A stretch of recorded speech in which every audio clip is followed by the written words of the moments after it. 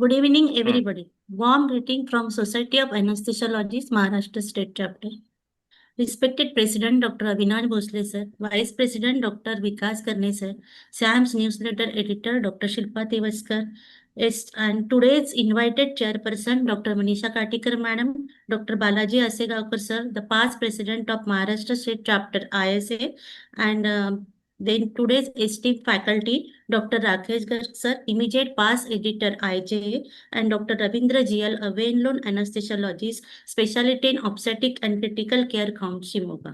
Then all national GCs, all past office bearers of SAMS and Maharashtra State Chapter ISA, SAMS advisory member or governing council member of various city branches, all president secretaries of branches, and my dear SAMS members. On behalf of SAMS and the Society of Anesthesiologists, ISA Chandrapur and IMENA Chandrapur, I will invite you all in the SAMS curriculum that is redefining neuraxial blockade. So we will start the program with the blessings of Ma Saraswati.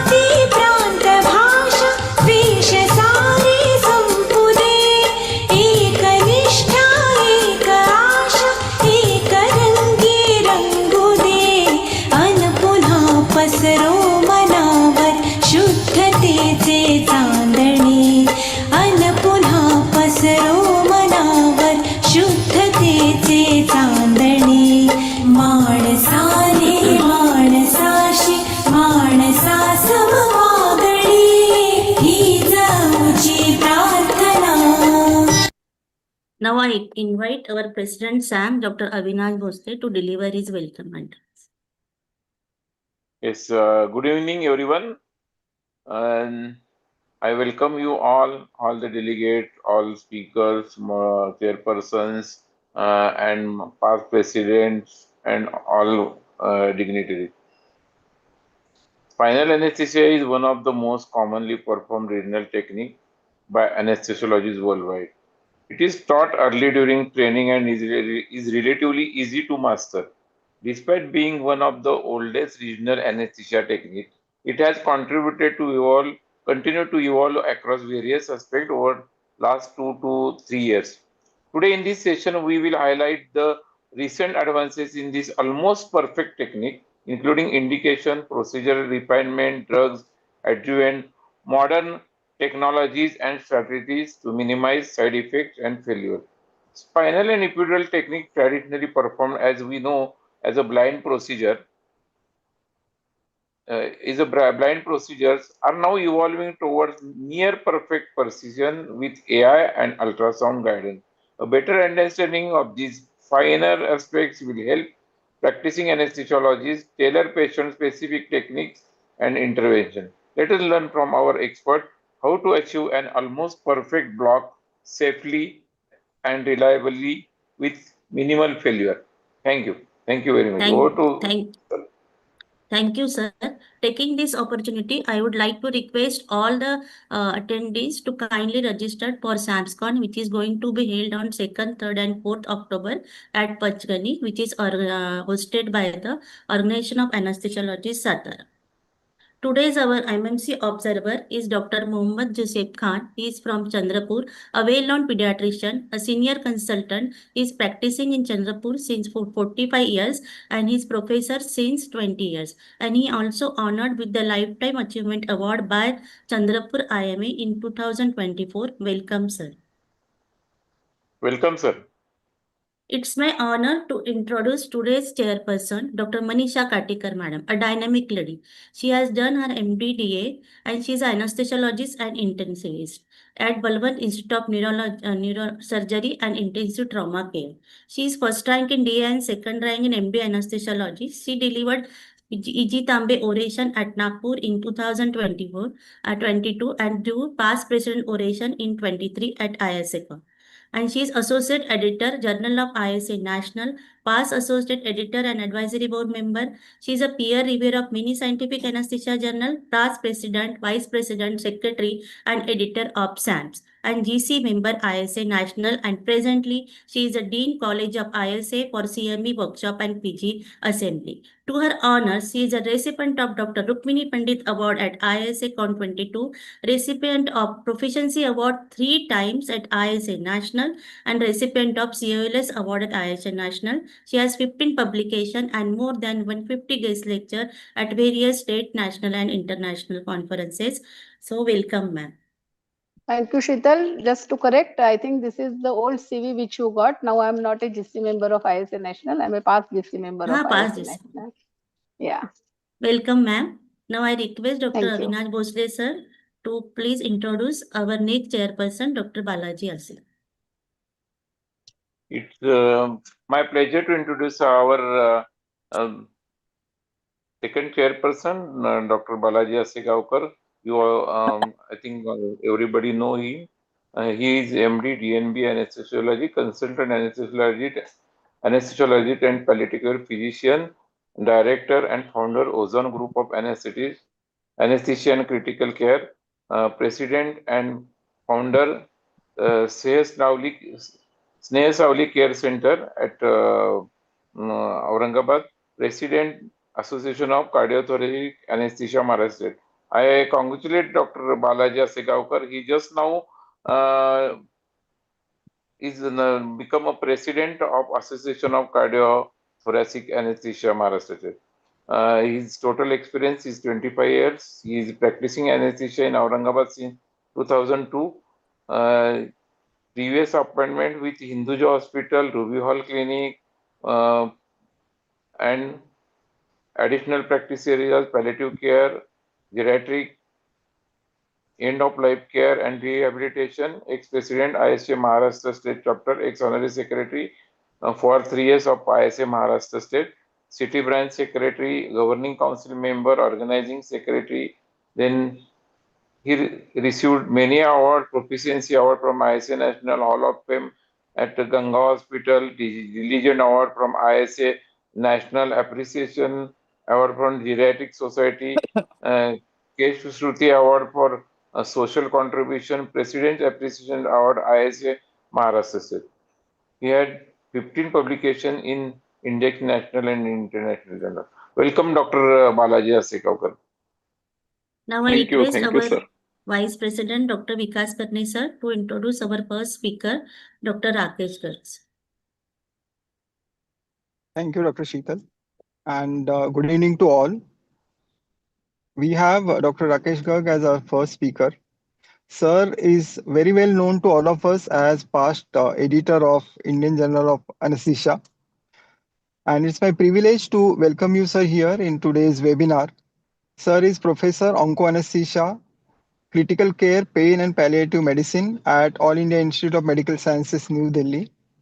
Sir brings in a big list of honors and awards. He is council member of ISSP. He is a past honorary secretary of ISA Delhi. He is a governing council and executive member of Research Society of Anesthesiology, Clinical Pharmacology. He is a national executive committee member of All India Difficult Airway Association. He is a vice president of All India Difficult Airway Association 2019-21, and he is also executive member of Society of Onco Anesthesia and Perioperative Care SOPC. Sir has many awards and recognitions, including President's Appreciation Award in 2021, ISA Proficiency Award in 2019, and he has been felicitated by DGHS Ministry of Health and Family Welfare on Dr. Day in 2019. He has ISA Bhopal Award in 2018 and Dr. YG Bhojraj Award in 2018. As Sir will talk to all of us today about what's new in spinal and epidural anesthesia. He brings in a huge experience in research and academics with more than 450 publications in national and international journals, where he has authored 49 chapters in various books and has been editor to 2 books. So, sir, it's a privilege to have you as a speaker today and welcome. Over to you, Dr. Sheetal. Thank you, sir. Now I request Dr. Shilpa Tivaskar to please introduce our second speaker, Dr. Ravindra ji. Shilpa. Yeah, it is our honor to introduce you, sir, Dr. Ravindra GL, sir. Sir is Chief Consultant at Janani Anesthesia and Critical Care Services, Shimoga, and sir is a former professor and head Department of Anesthesiologist at Shimoga Institute of Medical Sciences. Sir has special interest in obstetric anesthesia, and we all have heard you in a lot of conferences on webinars, and it's a great pleasure to hear you, sir, talk about labor epidurals, talk about obstetric anesthesia, airway, and regional anesthesia. Sir has many honors and credit. To his credit, he, sir, was organizing secretary of Karnataka State ISA Conference 2002. Sir was the president ISA Karnataka State Branch 2003, president IMA Shimoga at 2008, and joint secretary of AOA National. We are very much proud and privileged to welcome you, sir. Thank you. Thank you, Dr. Shilpa. So I would like to thank again the President ISA Chandrapur, Dr. Raju Undarwade sir, Honorary Secretary Dr. Manshi Srivastav, and Governing Council Member Chandrapur, Dr. Kiran Janvi, for getting this MMC credit hours today. So we have already granted 1 MMC creditor. So now I request Dr. Rakesh Garg to kindly go for his delegation. Thank you so much for the kind words, and thank you all the leadership of Society of Anesthesiologists, Maharashtra State Branch, for inviting me and discussing some of my experiences with the august audience here. And today, for next around 25 minutes or so, we'll be talking about what's new in spinal and epidural anesthesia. When we talk about spinal and epidural anesthesia, it's one of the initial aspects of the anesthetic management that started with. And we have seen a lot of evolution happening, and still many things are happening for the central neuraxial blockade, whether we talk about anesthesia or its usage as analgesia. Something new still comes up because the evidence is not very clear for many aspects, and that's why more researches, more ideas, more strategies, and more indications are coming up that will be discussed in the next 20 minutes or so. When we talk about the central neuraxial blockade, now this is an important statement that I am putting it up that will summarize the next 20 minutes. Now, neuraxial anesthesia is just not a block, though it has been labeled as a spinal block or an epidural block or a combined spinal epidural block. But if we see the nitty-gritties, the indications, the strategies, the techniques, and the various pharmacological behavior when it is being used. So there is a transition from block-based anesthesia to precision perioperative tool where central neuraxial blockade is being used. So when we talk about individualized medicine, when we talk about tailor-made medicine, this is what neuraxial anesthesia is better labeled as, not just a block, but a precise perioperative tool to provide for whatever indications which we are using. And that's why when we talk about neuraxial anesthesia, it's not just giving some bupivacaine or ropivacaine intrathecally or epidurally and getting some anesthesia or analgesia. But what we are looking for the neuraxial blockade is, or central neuraxial blockade is, that they have an increasing role in other indications also. Whether we talk about enhanced recovery after surgery pathways, whether we talk about opiate sparing anesthesia, which has become a buzzword now, and it has a more of a concern when we talk about the oncological surgeries where we want to avoid the opiates for a better recovery.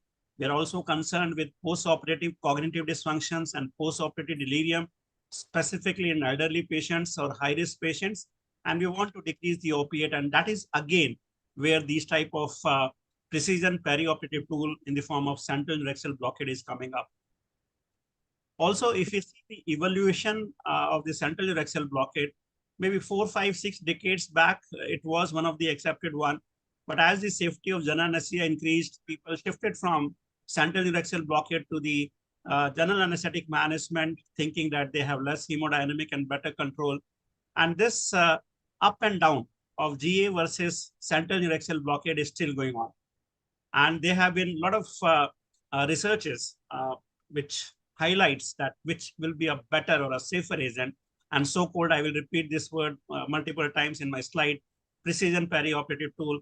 And this is what is coming up. And this is primarily, if we see year 25 and 26, and I'm sure in next, it will not take more than 2 to 3 years, we will be moving from the anatomical way of neuraxial anesthesia blocks to something which is integrated with ultrasonography, which is integrated with artificial intelligence, and also it will be tailor-made with the precision medicine, which is very focused and tailor-made to a particular patient. So this is what, if you see how a drastic changes happen for something to be called as a block, and now it is being called as a perioperative tool. And that's the biggest change we should admire and accept when we talk of a simple word, spinal and epidural anesthesia.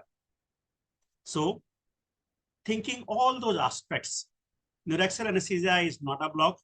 It is now an outcome modifying technique because it has been used in various ways. If you talk of high-risk procedures, people have used intrathecal opiates, the catheters. More recently, there has been resurgence of the thoracic spinal blocks. So this means this neuraxial anesthesia is now an outcome modifying. Outcome modifying primarily dependent upon the patient population for which it is administered, for the procedure for which it is administered, and the technique which is being used will affect the perioperative outcome. So this means it is not simply a block, but it can affect the outcome overall for a patient, and it will not just remain an anesthetic technique.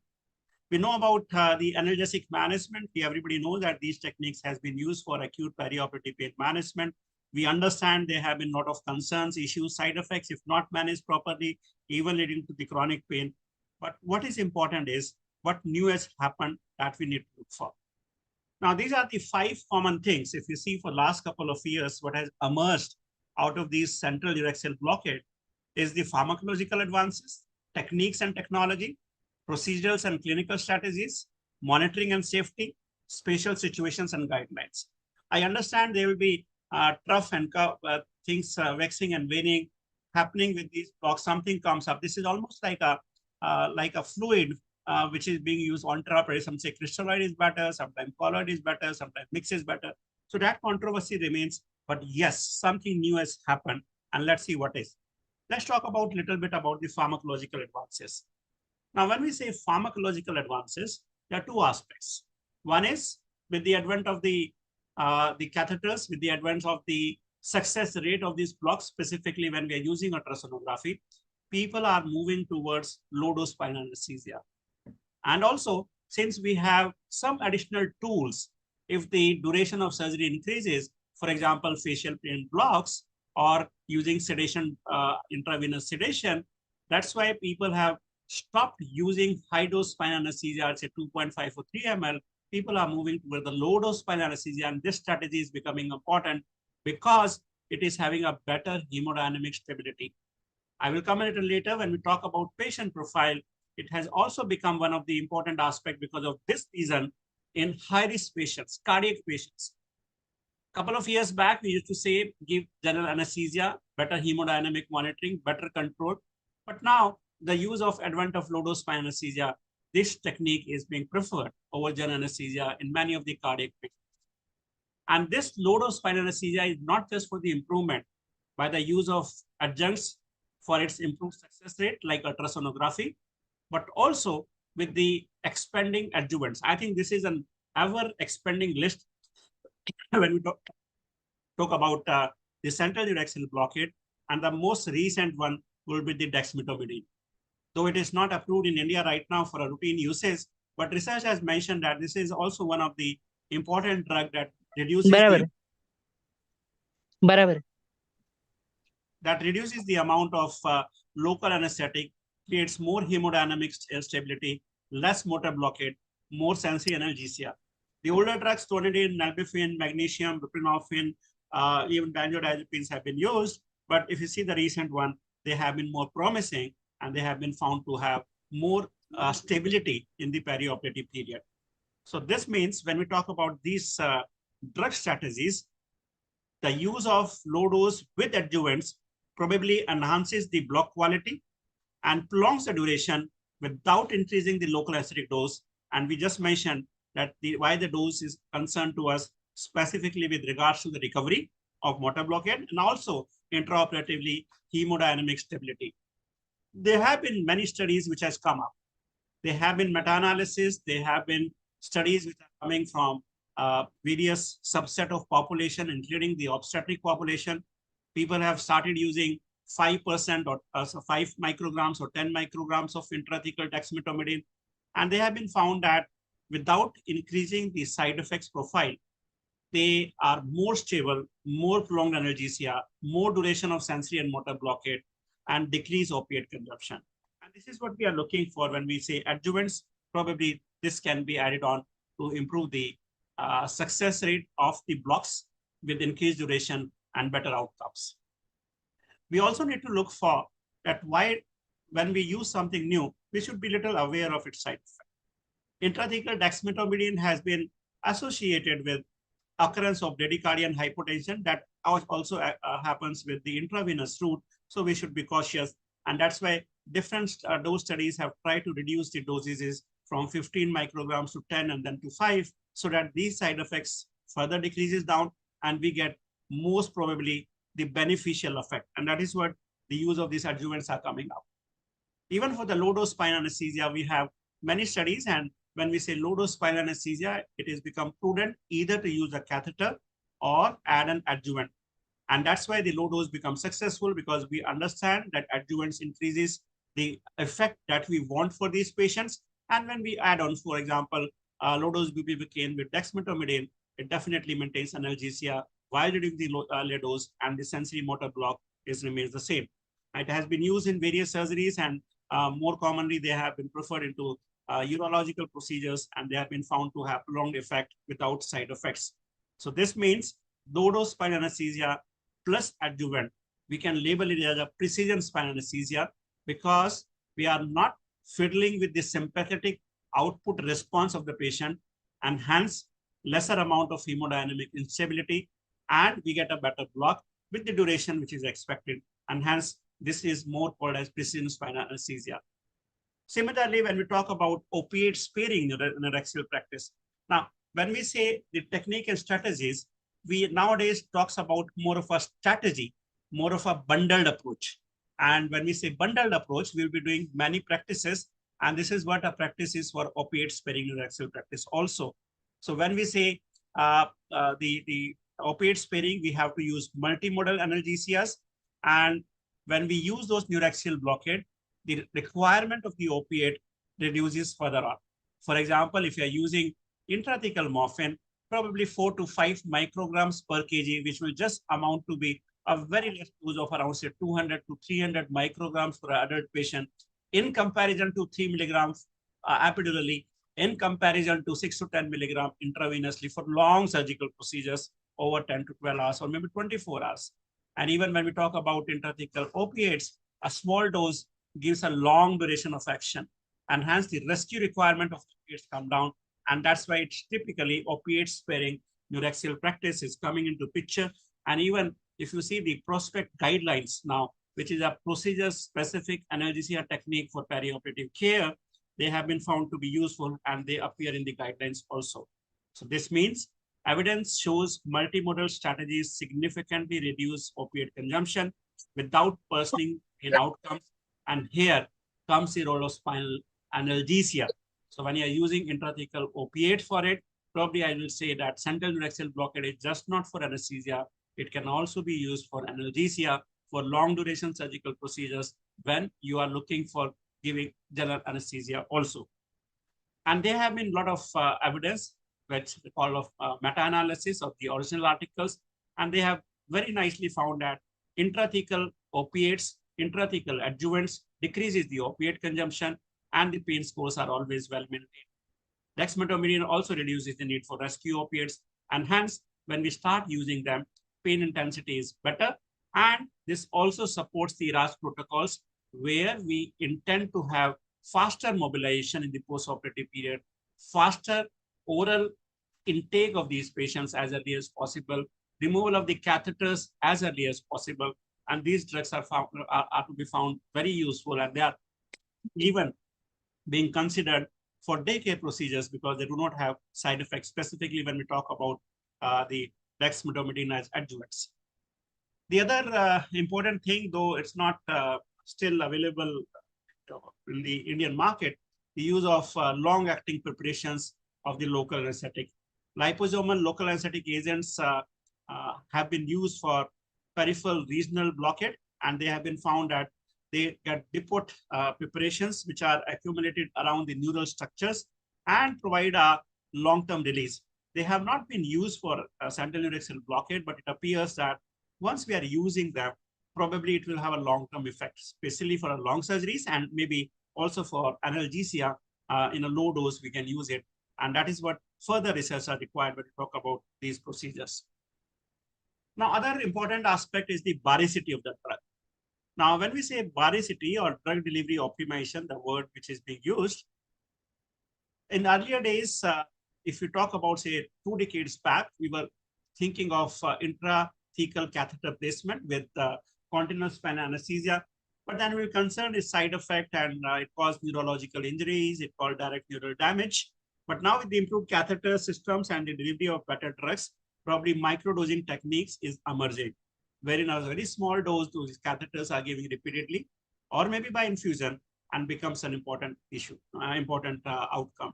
Similarly, when we talk about hyperbaric versus isobaric drugs, again, a lot of things are happening where isobaric preparations are being used, specifically when we talk about the thoracic spinal anesthesia, where these drugs are being used and they are found to be useful in selected group of populations as well. Now, coming to the techniques and technology. Now, when we talk about neuraxial blockade, we want to improve it specifically for epidural one. Now, 2 things are happening. The use of ultrasonography. Now, 2 options are available, either pre-procedural identification of the landmark and the depth. But as we say that when the patient position changes, probably the interspinal spaces have some mobility, and people have started using real-time the identification of these spaces and placement of these catheters, and they have been found to be useful for not only to reduce the decreased punctures or through epidural when we are looking for the epidural for the dural punctures, as well as the success rate increases in these patients when we are using real-time ultrasonography for these patients. And they have been success evidence, we say it improves success, reduces complications. This means the safety and complications are much better for regional techniques when it is guided by ultrasonography. And if you see this guideline, this is one of the good guidelines which has been recently published by the Society of Anesthesia, Analgesia, Resuscitation, Intensive Care. They have mentioned about the effective use of these techniques and adjuvants more safer way in various regional anesthesia techniques and procedures. If we see the evidence, many evidence has come up. You can see a recent network meta-analysis of more than 71 trials across various type of populations. They have found to be useful. Increased first pass, decreased complication, more patient satisfaction, less number of attempts, less vascular puncture, and they have identified much clearly. They have been used in high-risk patients like obesity, scoliosis, elderly, where the placement of the catheters or the neuraxial blocks are difficult. So this means this technique is one of the, I will not say the newer one, but yes, it has emerged as one of the important techniques that we're looking for. Now, this is another point which I need to mention, the combined spinal epidural evolution. Now, the CSE improves recovery, reduces opiate need, and enhances patient satisfaction because we can repeat it. When I talked in the beginning as low-dose spinal anesthesia, for some reason, if the duration of surgery increases, the presence of epidural block also supplements them. Nowadays, we are using the catheters for 2, 3, 4, 5 days in major surgical procedures. For we undergoes combined thoracotomy and laparotomy are big procedures of 8-10 hour surgeries, major dissections, especially for cancer patients. The use of combined spinal epidural along with the general anesthesia has become one of the important parameters because we are using multimodal technique for best providing anesthesia in these, and evidence is very, very supportive for various procedures, including the obstetric anesthesia. Needle equipment, yes, everybody knows the dural cutting needle and the pencil point or dural non-cutting needles are there. But now what we are having is the echogenic needles, which were initially used for the regional blocks, the peripheral nerve blockade. They are being available in the market for the central neuraxial blockade also. And similarly, we have closed drug delivery systems, which can be attached to these catheters because we are always concerned with infections. So if you want a long-term analgesia for these patients, earlier days we were using infusion pumps, which can have some issues, but now these closed drug delivery systems are not only beneficial, provides continuous drug delivery, and hence leading to better patient satisfaction and effect. Now, this is what we are thinking of in probably in year 26, 27, or 28. It will not take more than 2 to 3 years, the use of artificial intelligence. Now, this will, when we say how much drug, sometimes say 2 ml of bupivacaine and 5 ml of bupivacaine, we have parameters based on the height of the patient or the duration of surgeries. But people are now targeting that how the digital assistants can personalize the use of drugs and drug delivery system to improve the block success and decrease the hypotension risk.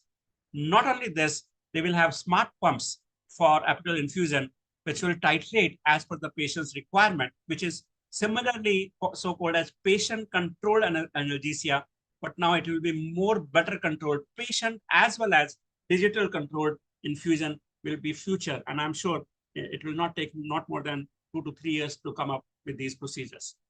Coming to the procedural and clinical advances, now when I say the use of these AI tools, we will be able to tailor the technique, the drug, the adjuvant based on age, comorbidity, surgical type, patient requirement, and hence we will be able to use optimal, tailor-made, personalized neuraxial approach for our patients for better outcome. The central neuraxial blockade, people, if you see around 10 years back, they were thinking GA is a better option for ERAS, not the central neuraxial blockade. But for the last couple of years, we have seen that the integration of central neuraxial blockade leads to early mobilization, rapid opiate, shorter hospital stay, better patient satisfaction, better analgesia, and hence these type of blocks are part of the ERAS integration. Now we have evidence and it is consistent across various surgical procedures, even in the meta-analysis, that multimodal using neuraxial blocks in the ERAS protocols is also useful. Managing failed and partial blocks, Dr. Ravindra will be talking about more in detail, so I will not be touching this aspect. This is another important aspect that needs to be looked for. Now, when we talk about high-risk patients, in the earlier days, people used to think that GA with a lot of monitors will be used. But now, with the precision analgesia, with better success, lower dosages, adjuvants, thoracic spinals, the expansion of central neuraxial blockade has been used in the high-risk populations quite frequently with high safety profile. Evidence, again, a lot of evidence comes up.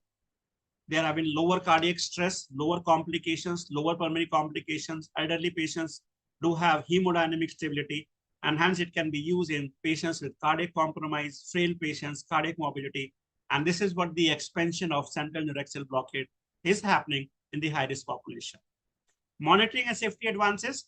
Yes, we need some amount of hemodynamic monitoring because sometimes those patients who are high risk, they will have some cardiac compromise and hence we need to monitor them up.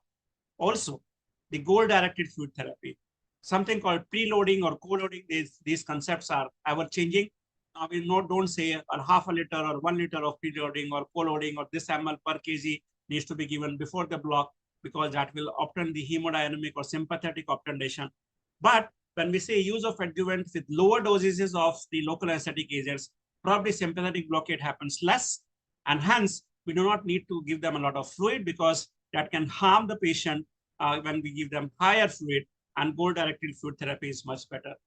May I request somebody is using the pen markers, if they can stop touching the screen, it is coming here. This is by Dr. Nikhil. So if you can just block your screen so that it does not come on the screen.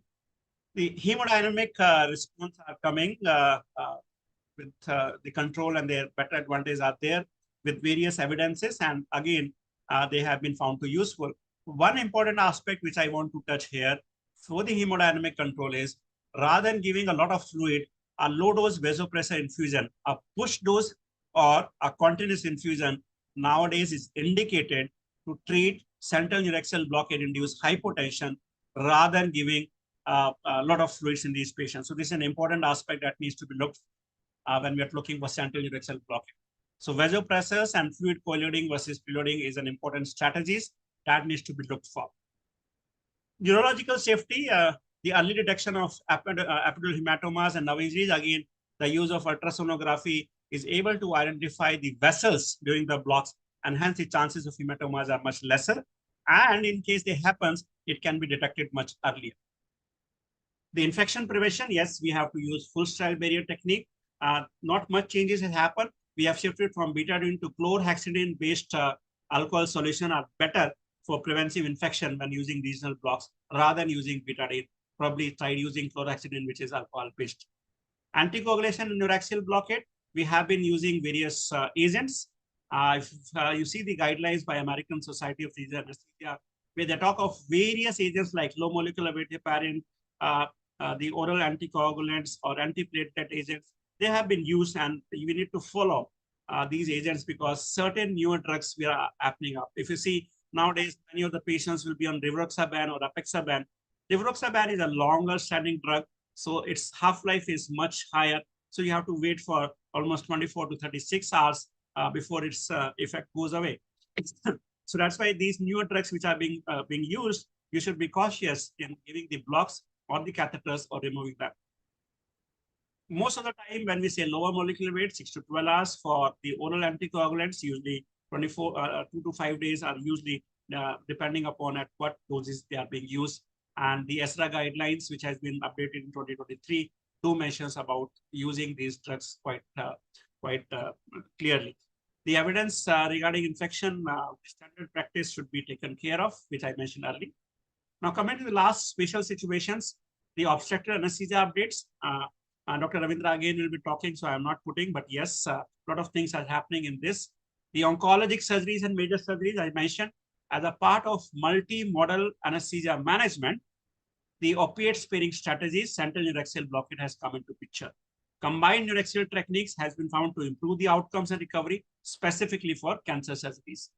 Thoracic spinal anesthesia, we have seen its re-emergence. It is being used in many cases, especially the high-risk patient population. Yes, it requires a real understanding of the block and a little expertise, but yes, it can be used safely if used appropriately by an expert person in selected population. It is one of the very useful tools. Similarly, for difficult spine and obesity surgeries, obese patients, it has been used even in this population. We have options for using ultrasonography. Now, this is what we expect to see in near future about the AI-guided neuraxial placement, robotic needle guidance, which is researches are going on, longer-acting neuraxial drugs, enhanced recovering pathways, which will be more defined. I'm sure that these future indications are not far. Maybe next 1, 2, or 3 years, we'll see this into a clinical picture, which will make the use of the central neuraxial blockade more rampant, more safer, and into a larger population cohort for the betterment. The techniques and drug concentrations will change. It will become more of a individualized care. I just showed you one example here. They become more individualized depending upon what type of surgical procedures. So we will not be having a blanket single management, but will be tailoring made depending upon what type of surgeries are being done. Now, these are the key guidelines which you can refer. They are important guidelines which has been updated, and they provide many of the aspects which I have covered in more details if you want more detail.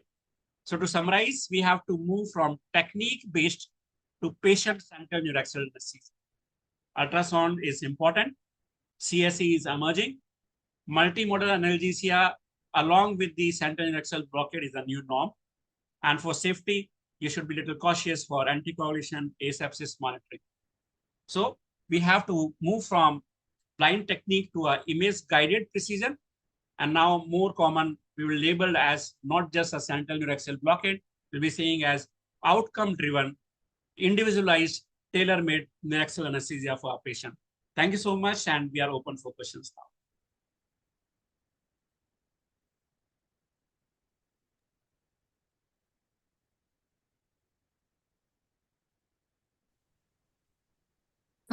Sir, I'm Dr. Shobha Vatkar. I'm asking, is anywhere else from India that dexmedetomidine intrathecally is approved? Ma'am, some of the US countries has approved it, but India, it is only for the research purpose. So the drug controller have not used it for the purpose of intrathecal administration. Right now, it is only for intravenous purposes, and it has not been approved. But yes, in special situation with patient consent and with the ethical approval, it can be used in patient population, but not in India as of now. Do we want chairperson's remarks, Dr. Avinash sir? Dr. Avinash sir. Manisha Kattikar, madam, to please. Yeah. Is there- Thank you, Dr. Rakesh Garg. It was an excellent lecture, and you definitely proved it that the spinal anesthesia block is now called as perioperative too. So many evidence-based studies you have nicely explained, especially about dexmedetomidine. There are so many queries always regarding use of dexmedetomidine for the spinal anesthesia. Yes, definitely there is a shift towards multimodal and low-dose spinal anesthesia. And we have started using drugs like opioids, dexmedetomidine, and this low-dose spinal anesthesia definitely gives us faster recovery, and there is a opioid sparing effect also. And this kind of this kind of anesthesia intervention definitely helps us to carry out the ERAS protocols too. So, and you nicely explained also that it gives better hemodynamic stability and early discharge. Second thing you mentioned really nice about ultrasound guided neuraxial blocks, especially the real-time ultrasound. So these techniques are getting rapidly adopted now. They are especially useful in obese patients, spine deformities, difficult landmarks, and definitely they improve the first pass success rate and reduces the complication. And maybe in near future, this can become a standard of care for difficult cases. Yes, you nicely mentioned that there is a rise of combined spinal epidural technique, and this has become useful in obstetrics, maybe major abdominal surgeries, as it gives faster onset of anesthesia because of spinal and flexibility because of epidural anesthesia. It gives better bend control. And the revival of continuous spinal anesthesia, that is one of the important topics. It is useful in high-risk patients, in frail patients, and it has advantages of precise titration of anesthetic drugs, low drug doses, and stable hemodynamics. The most important thing I feel is the concept of personalized anesthesia care and various drug innovations too. We are now using in India, remimazolam is getting available. It may not be used in spinal anesthesia, but it can be used in for sedation during spinal anesthesia. So remimazolam. Light போட்டு கூட ஏன்டா நீ ஒரு கணத்துல போகுது. So remimazolam may give faster recovery and better hemodynamic stability. And there is Ravindra sir will also talk about the failed spinal anesthesia. So there is always a better understanding of failure and optimization for failed spinal anesthesia nowadays. And there is a technological integration, as you clearly mentioned, that there is early use of AI-assisted needle guidance and smart epidural systems. So all these things are going to help us to go for a better perioperative tool like spinal anesthesia block. Thank you, madam, for your valuable inputs. Now I invite Dr. Balaji Asigakar sir to kindly share his remarks. Dr. Rakesh sir, it was a really wonderful lecture. Madam has just summarized almost everything, whatever points I wanted to mention, Madam already told. But the only thing over a period of time, I think, as you rightly mentioned, it should become more objective by using ultrasonography.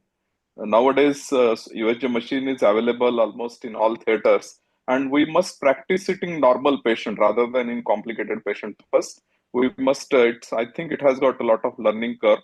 And once we learn it, definitely number of pricks will be reduced, precision will be increased. And in this regard, whatever you told, I totally agree with you. and congratulations for wonderful talk. Thank you, sir. Thank you, sir. We will take question answer session after the second lecture. So now I request Dr. Ravindra GL sir to kindly give his deliberation. Good evening, everybody. You had a wonderful lecture from Dr. Rakesh. It was very nice, Dr. Rakesh. And, so let me share my slides. Okay. Share. Okay.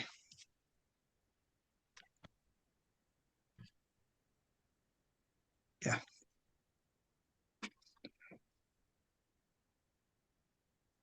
So now today's topic is on why does spinal fail and how to proceed further.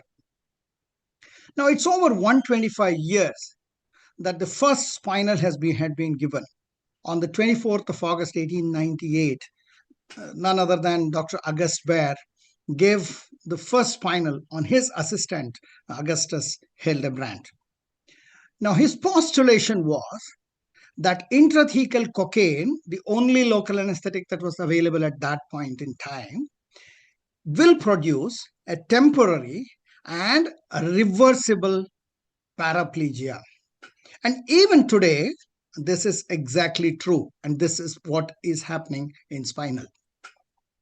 Now, after spinal, he took his cigar and burnt it, on the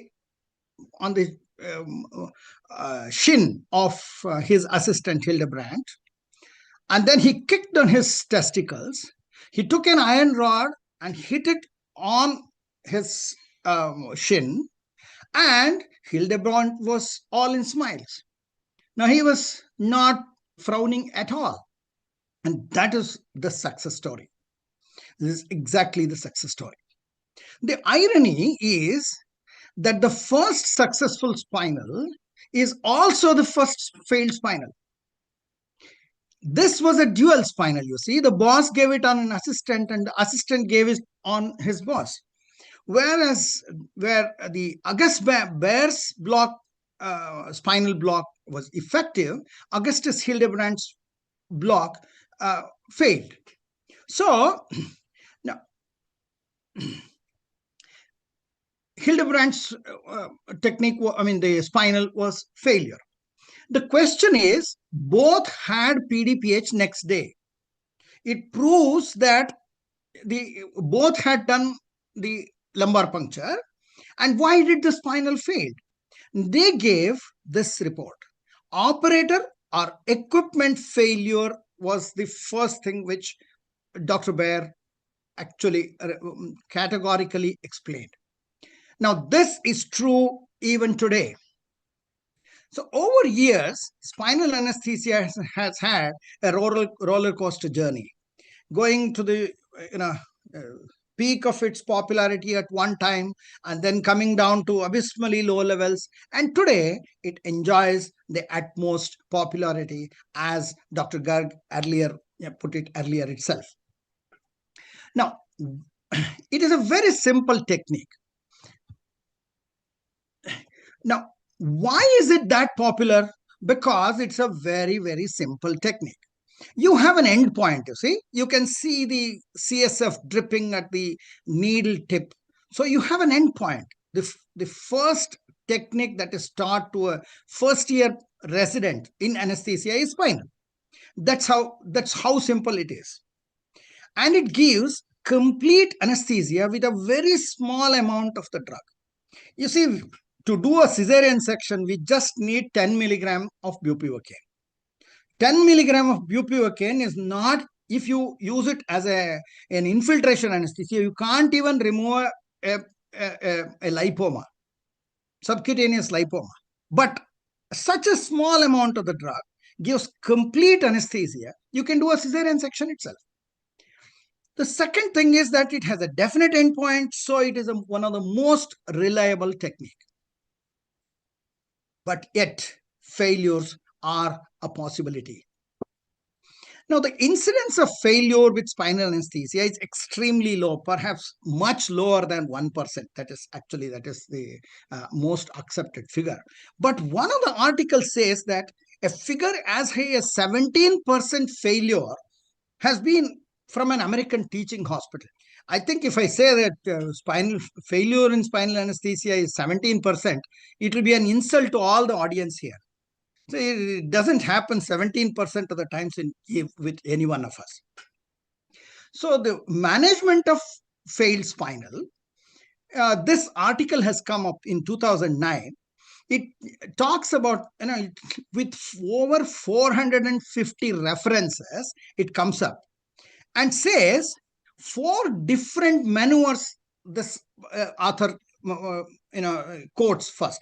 Repeating a spinal, change the posture for a better spread, local anesthetic infiltration, systemic sedation before embarking on general anesthesia. So failed spinal management has got multiple options. Now, what do we normally do when our spinal fails? We look at the brand name, say, this drug, this company name, I know it wouldn't work.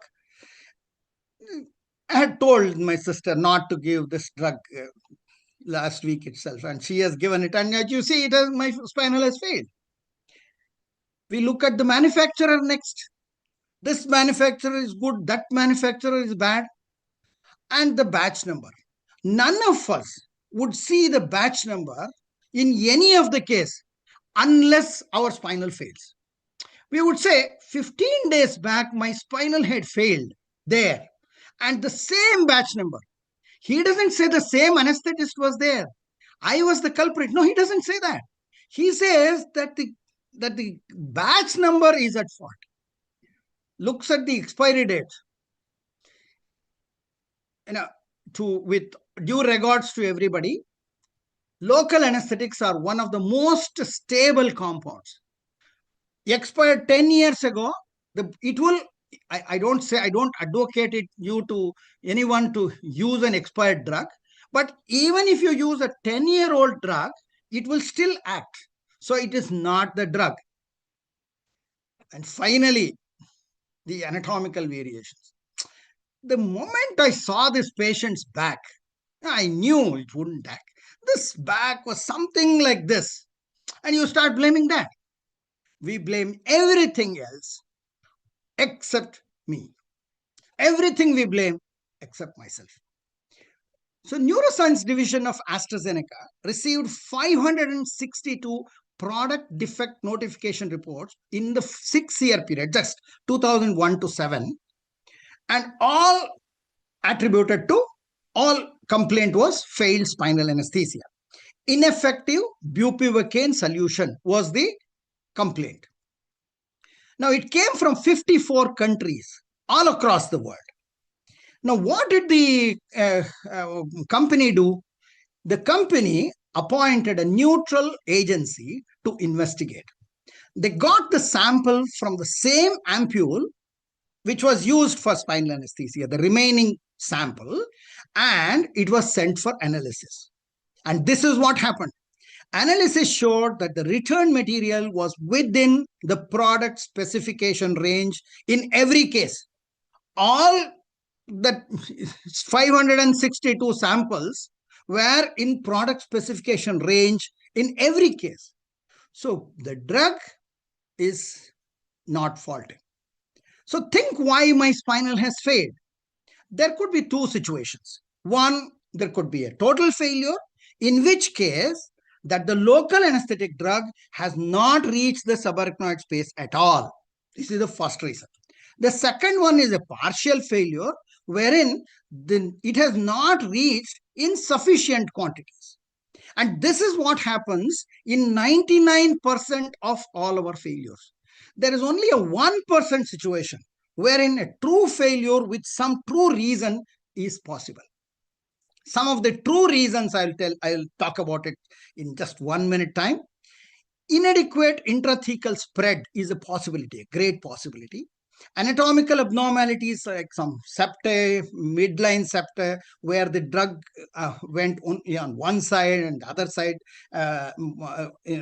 was open. It did not spread at all. Local anesthetics resistance. We all know scorpion bite is supposed to produce a sort of local anesthetic resistance for a little longer period. True, it is possible. And lastly, poor quality of the drug is one of the causes that can be told, and a very minute last reason. So stop the blame game, start introspecting.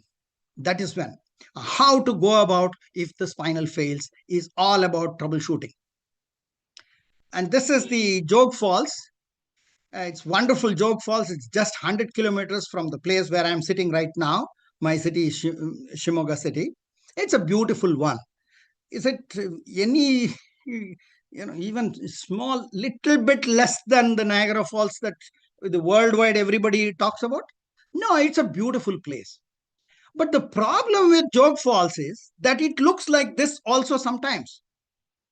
In summer, when there is no rains at all, there will be no water and it looks like this. So one should know when to visit, where to stay, how to reach the falls, or they have to be briefed for them to visit when the falls looks like this or like this. And this is what is troubleshooting all about. Now, I will look at the date of this picture, 27th October 2024, roughly around the same dates, October end and November 1st. We are going to have the AOA Con 2026 at Shimoga. And you may be a neuroanesthetist, a cardiac anesthetist, or a critical care specialist, but every anesthesiologist is an obstetric anesthesiologist at one time or the other. So this is a double dhamaka, you see. You get tips in OB anesthesia and Jog Falls to see. So please visit Shimoga. Come and see us. October 29th to 1st of November 2026. There is a pre-conference 2-day certified, AOA certified course on obstetric critical care. Course director is none other than Dr. Sunil Pandya, the doyen of obstetric anesthesia. And there are 4 well spread out workshops on the workshop day, that is pre-conference workshops. And Shimoga is picturesque. There are plenty of places to visit as well. And this is where we are going to plan. We are planning for our banquet, a wonderful place. And your own Dr. Nilesh Nafde visited that place. And there is an early bird offer ends on the 31st July 2026. And today, there is an ISA Maharashtra offer.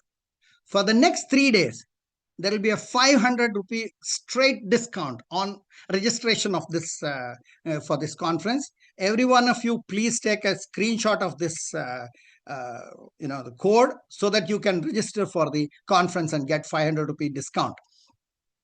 Now, let's go to troubleshooting and how to go about if the spinal fails. Now, I am an obstetric anesthesiologist, so I look at the spinal failure for a cesarean section mostly, and it can be extrapolated to all other situations exactly. Supposing we have an LSCS in hand and the spinal has failed. What next? The first thing that you should do is ask yourself, how much time do I have? Supposing if it's a category 1 cesarean section, where the decision to do a cesarean section to delivery time should only be 30 minutes. Most of the times, any emergency cesarean sections, with all due respects to our obstetric colleagues, most of the times, emergency, I don't know what kind of an emergency many times. But if it is a true category 1 cesarean section, you have already given a spinal. You have spent some time and you don't have much time. General anesthesia is the only choice. But if you have adequate time to manage, you have different options. The management has got 2 landmark articles. I have taken most of my talk from those 2 articles. The first one came up in 2014 in World Clinics in Anesthesia. Dr. Sunil Pandya and Dr. Ketan Parikh had written it. And in 2018 in IJA, one of the important articles came by Dr. Ketan Parikh and Dr. Shweta Sitaramaya. I was also one of the co-authors in both these editions on approach to failed spinal anesthesia. The main thing that they say is the key to success in management of failed spinal is the time of recognition of failed spinal. When do you recognize the failed spinal? That is a key issue actually. So from that point of view, there can be two situations: before skin incision and after skin incision. So in both situations, there are different aspects. There are three situations. I'm going to talk about the three situations before skin incision first. The first one is failure to do addural puncture itself. That itself can be a failed spinal. Now, normally what we do, I'm only talking about the heavy bupivacaine being used as the standard one. And I'm talking about the lumbar spinals only. And I'm talking about spinal for a cesarean section only. Now, this can be extrapolated to other situations, okay?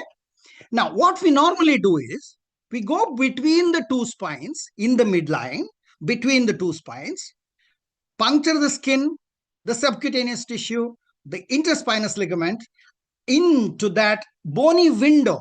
Between the two spines, there is a bony window, and we are directing our needle to that bony window, puncture the ligamentum flavum and reach the epidural space, puncture the dura mater to reach the subarachnoid space. And this is what we normally do. Now, for this, there are at least three prerequisites.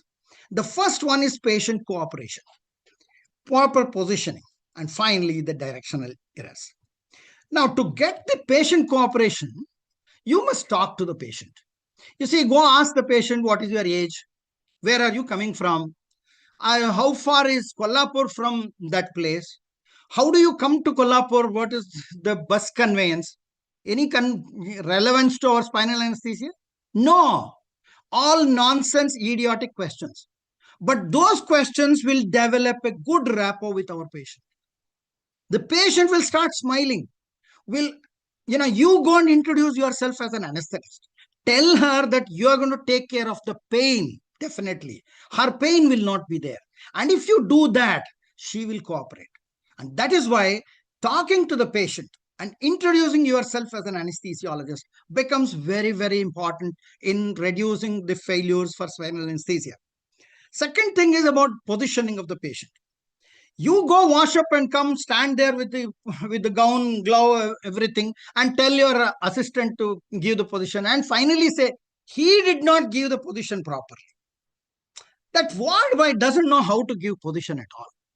There is no point.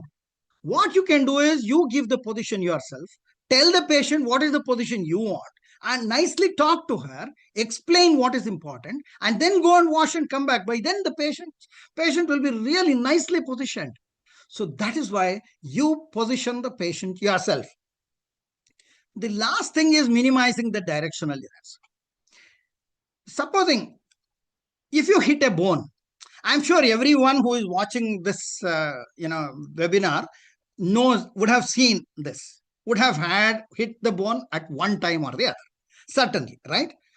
What is the immediate reaction? The moment we hit a bone, we immediately remove the needle and start looking here and there. We don't want somebody to see me failing spinal. I'm very, very unhappy about it. I don't want to see anybody to see my failures. That is why I start looking around. And then in a hurry, I go on poking on all angles, in all angles, except the bullseye. And that's why we fail. Mistake is the best teacher. You make use of the mistake. Once you hit the bone, you stand behind and start watching. Watch that needle, which direction, how you are going, and all this. Nicely watch. Watch from different angles, from this angle, from that angle. Finally, at least one thing it will tell you. This point of insertion in this direction is wrong. You need not repeat that one direction at least, right? That is one thing which it will tell you. And then review the anatomical structures. What is happening to everything around? Now, if you hit a bone, note the depth of the needle from the skin, how deep the bone is, at which it hits. Now, if the bony contact is very, very superficial, say you hit the bone and it is just about 1 to 1.5 centimeters from the skin, that means that your point of insertion is not the interspace. Somewhere you're hitting the tip of the spine and it is not the interspace, right? Now, you may have to move about 1 to 1.5 centimeters above or about 1 to 1.5 centimeters below and take a separate entry point and then go inside. Maybe, probably you will be successful. This is the first situation. The second is, if you hit the bone slightly deeper, one of the 4 bony structures you could be hitting, right? The first bony structure is the lower spine. The second one is the upper spine, or the 2 laminae on either side. These are the only 4 bony structures you could hit, right?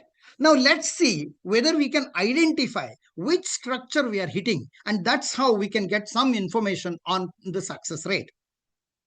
If you hit a bone at a deeper level, that means, okay, now you bring the needle back to the subcutaneous plane and manipulate.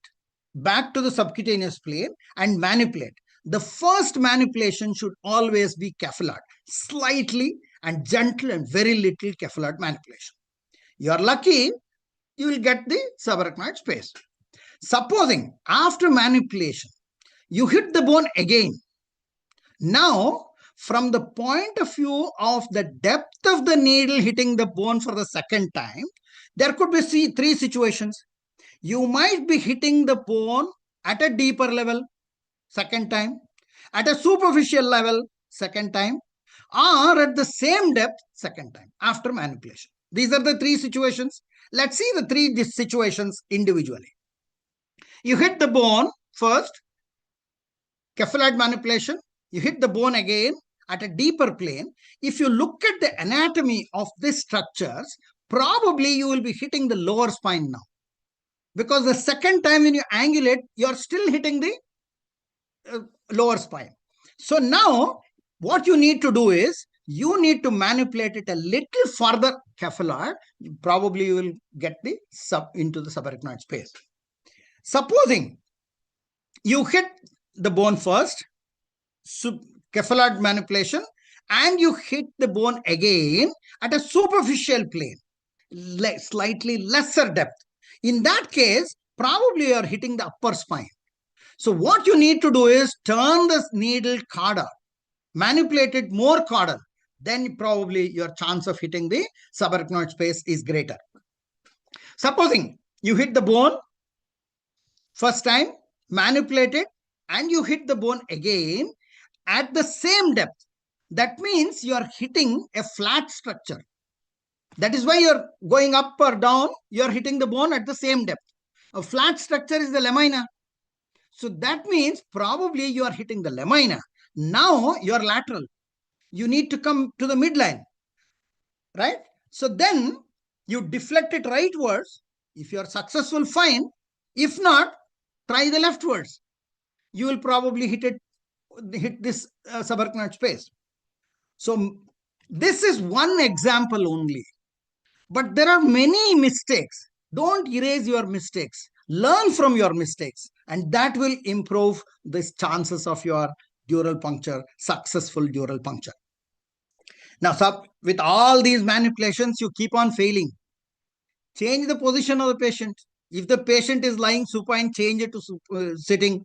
If the patient is sitting, change it to lying down position.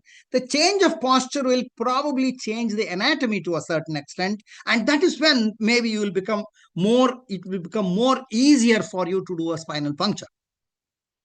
Use of an ultrasound, I don't need to talk about it. Dr. Rakesh has adequately talked about it, and most people are using it. Spine ultrasound is a very useful tool. It will tell you many things. And Rakesh has clearly told all these things. I will not go into the details of that. Okay, The second one is the total failure. You did a spinal, you got a good CSF flow, you gave the spinal, and now you see the patient is still is able to walk out. Dr. Ganesh Chaudhary has written a wonderful cartoon on this. The patient can go out, it seems, after giving the spinal. Now, this is total failure. Now, there are 4 issues before declaring total failure. Now, issue number 1, who checks the level? If you allow the surgeon to check the level, that is not a good idea at all. That's not a good idea at all. Why? Because the surgeon, I'm talking about cesarean section, phalansteal incision, she is checking at the incision site, right? And that is L1 supply. L1 is totally inadequate to do a cesarean section. Even if it is pain-free, that is no checking at all. So don't allow the surgeon to check it. You check yourself. Now, how to check it? Whether motor power or sensory. Supposing the patient can flex his knees and the hip. What does it mean? The iliopsoas is supplied by L1 to L4 only. So that means that the L1 to L4 is blocked. That is right. But that is also not enough to say that the spinal has not failed. But one thing about motor power is that it gives you some reassurance that your spinal is acting, whether the level is adequate or not. Your spinal is acting if the patient is unable to move her limbs. Now, that is when you can go slowly, check the sensory levels and get this sufficiently level, and then go ahead and allow the surgeon to operate. So, pinprick, light touch and cold swab. Pinprick is not a good idea at all because it is not good. Light touch is probably the best way to do it. And what I normally do is I take the needle with the cap, some hypodermic needle with the needle cap, and then give a good pressure on that at the areas where there is no block at all, maybe on the forehead or on the hand, and then go from, tell her what is it, appreciate the sensation, and then go from below upwards to check the level of the block. Now, when to declare total failure? You have to wait for 20 minutes before declaring total failure. That is the drug fixation time. Now, very early and too frequent checking, patient will think that you are a junior anesthetist. You don't know whether the spinal acts or not, and the confidence level with the anesthesiologist is lost. And not only for the patient, even the surgeon will start feeling, hey, this fellow has given spinal and it doesn't know it will act very well. Now, so too frequent and very early checking is bad. But at the same time, don't waste too much of time as well. Now, where to test? The incision site I told you earlier itself, it is T11, 12. So that is not enough. And to declare that it is, supposing if the block is up to L4 or L5, it is failure, but it is not total failure. Total failure is sacral sparing.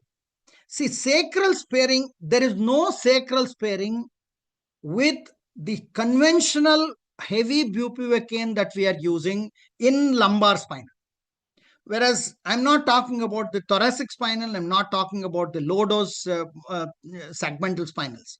But there is no sacral sparing if it is used in this level. Okay, so you have to check the heel or the perineal area to get the total failure to be declared. Life is like a camera, you see.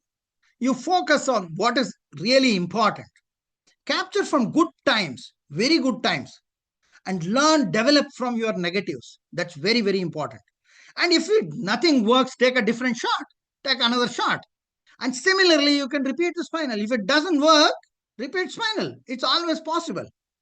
But repeat it after 20 minutes. Now, in repeat spinal is a good one. There is enough literature support about it. You can always repeat. But what is the dosage? When it is a total failure, you can always give a full dose of the local anesthetic can be given. If you have used 10 to 12 milligrams of bupivacaine for a cesarean section first attempt, you can go ahead and repeat the same dosage, and that is going to be very useful. You can always give an epidural, but I wouldn't advocate an epidural after a spinal has failed, but literature says that you can give an epidural. But the best technique is a combined spinal epidural.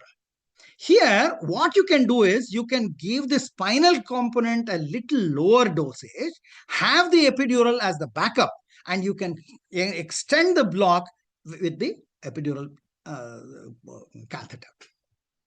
So the best option, if you have time, is a CSE when your spinal fails. The third thing is partial failure.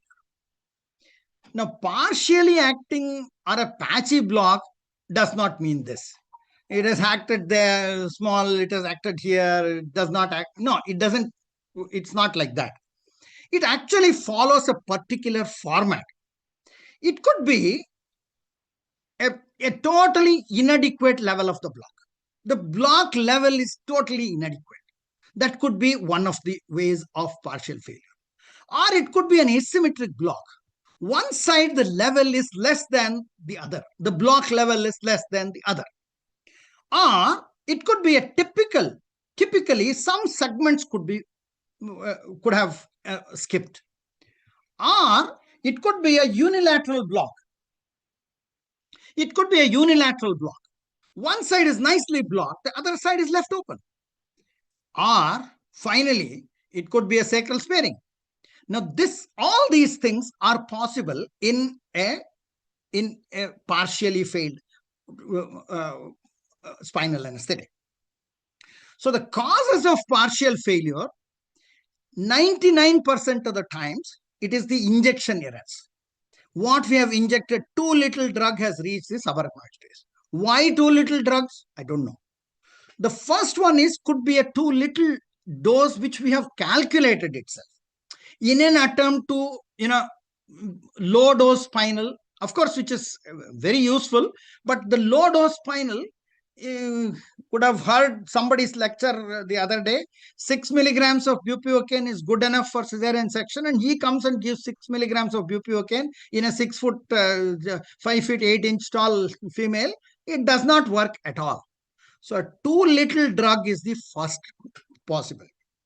The lowest dose of bupivacaine tried intrathecally for cesarean section is as low as 3.75 milligrams only. Such a small dose has been used. But the good block rate in that is about 50 to 55%.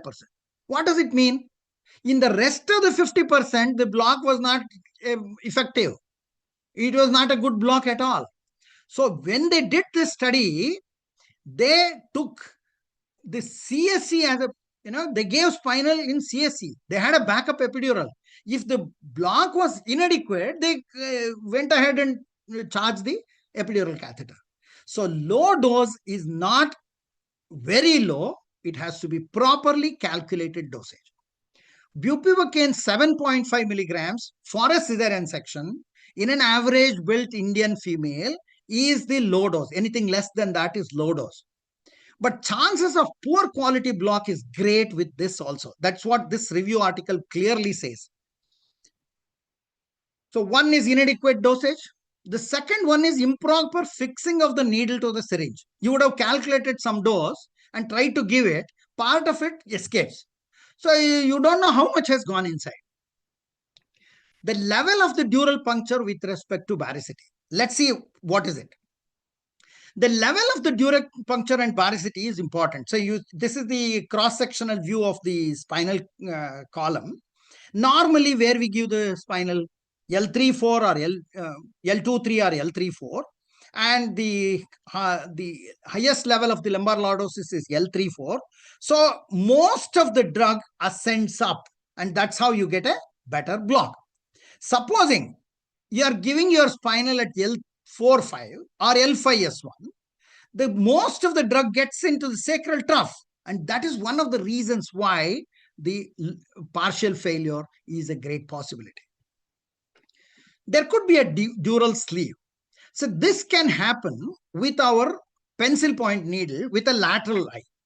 Now you see, if you get a CSF at the hub point, the needle might have just entered the subarachnoid space, and the dural sleeve is sitting on the lateral eye. Now, if you aspirate CSF with a negative pressure, the dural sleeve moves backwards and the CSF can be easily aspirated. Whereas, when you try to push the drug, the dural sleeve moves inwards, and the space created into the epidural space, most of your drug enters the epidural space and a part of it only enters the subarachnoid space. This could be one of the reasons for your partial failure, the dural sleeve. Now, how to manage the partial failure? It depends on when you detect it. If it is detected within 15 to 20 minutes, or if it is detected after 15 to 20 minutes. That is, before the drug gets fixed. Now, if you get it before the drug gets fixed, you can salvage your block. You can extend the block by some of these maneuvers. The first thing that you need to do is time. Allow sufficient time, number one. Number two, there are facilitations. You can facilitate the block. Don't hurry, give adequate time, counsel the patient, tell the patient that you take care of the pain, you are there with her. All these things can be done. Now, how do you facilitate the spread of the block? Normally, how do we facilitate the spread of the block? What do? We give a head down tilt, right? Let's see whether the head down tilt really works. This is the cross section of the spine, and when you have the sacral trough, the lumbar lordosis with the highest point at L3, the thoracic kyphosis, the lowest point at T7-8, and the cervical lordosis with the highest point at C5-6. Now, normally, where do we give our spinal? L3-4. Now, you give the drug there. Supposing if the drug gets into the sacral trough, most of the drug, and that is the reason why there is partial failure. Now, you give a head down tilt. Will the drug ascend the lumbar lordosis and come up? No, it doesn't happen. You give a 10-degree tilt, then also it doesn't come.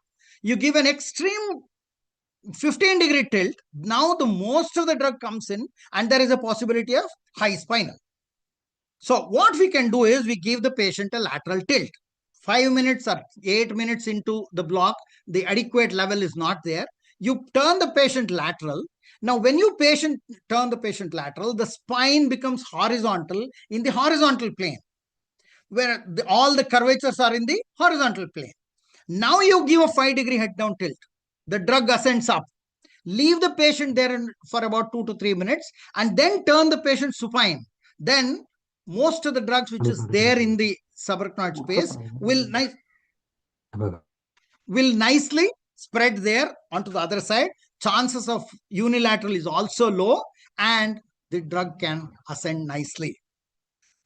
The second way by which you can facilitate the spread of the block is by flexion of the hip joint. Now, you see, we know that the drug is in the sacral trough and it cannot ascend the lumbar lordosis, right? What we can do is... Ravi? Yes? Yes? I muted him. Yeah. Yeah, right. So, flex the hip. If you flex the hip joint, the pelvis tilts. With the tilt of the pelvis, the lumbar lordosis can be, negated to a certain extent.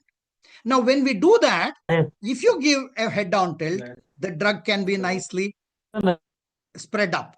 So, by flexing the hip and then giving a small head down tilt, nice, the drug can, the block can be facilitated. This can be done even after draping of the painting and draping of the mother also. You can go and put your hand inside and then nicely flex the hip. Valsalva maneuver is another technique by which you can extend the level of the block, because it increases the intra-abdominal pressure and the CSF can be extended up. If it is a CSC and with an epidural catheter there, you can distend the epidural space with saline. Now, what will this do? When we do that, this the dura mater nicely goes inside and it will push the subarachnoid space, and this CSF can move above or below so that the spread of the local anesthetic can nicely take place. And this is called as the epidural volume extension, Eve effect. Of course, lastly, the systemic sedation, Entonox, local infiltration, all these things can nicely be done. Local infiltration is one very useful tip as well. After 20 minutes, you can't facilitate the block. Now, what best you can do? You can repeat a block. Repeat block in a partially failed spinal is a tricky situation. Now, the question is, how much is too much? How much to give is too much, so that there is a possibility of higher a total spinal, or how much is too little that the repeat also, the second spinal also fails. Now, there is a definite clear instructions. If the block is only lumbar, that means if the block is below the level of L1, in that case, you can go ahead and give 60 to 70% of the original dosage. Up to 7.5 to 8 milligrams of bupivacaine heavy that you are using for a cesarean section can be repeated if it is a partial failure. This is again a literature support. Now, the next question is, you can repeat the spinal, and how many times? Officially only once. Many of us in this audience probably would have repeated the spinal twice, thrice. Is a possibility. I don't say that it is not done. But the question is that you don't get a good official, good literature support for repeating the spinal twice, thrice or so. Once you can repeat. Now, what are your concerns? Higher total spinal is a possibility when you go on repeating the spinal. Cauda-equina syndrome, because most local anesthetics are neurotoxic drugs, going on repeating the dosage, high concentration local anesthetics can cause Cauda-equina syndrome. Multiple spinal dural punctures, PDPH, infection are all a possibility. If it is after 20 minutes, more wiser choice would be a CSE, because you can give a small dose of the spinal and have a backup epidural, by which you can extend the level of the block. Systemic sedation, Entonox, all of them have been tried, but a bit of this and a bit of that could be a recipe for disaster. So you need to be very careful before giving any kind of sedation. Never over sedate without a fairly good airway support, airway control. Now, the last choice, we all know, if nothing works, you have the general anesthesia, definitely there. If nothing works, general anesthesia. At this point, I want to ask you, why is this called a mask? It's because it masks all our deficiencies. Spinal fails, mask it. Epidural fails, mask it.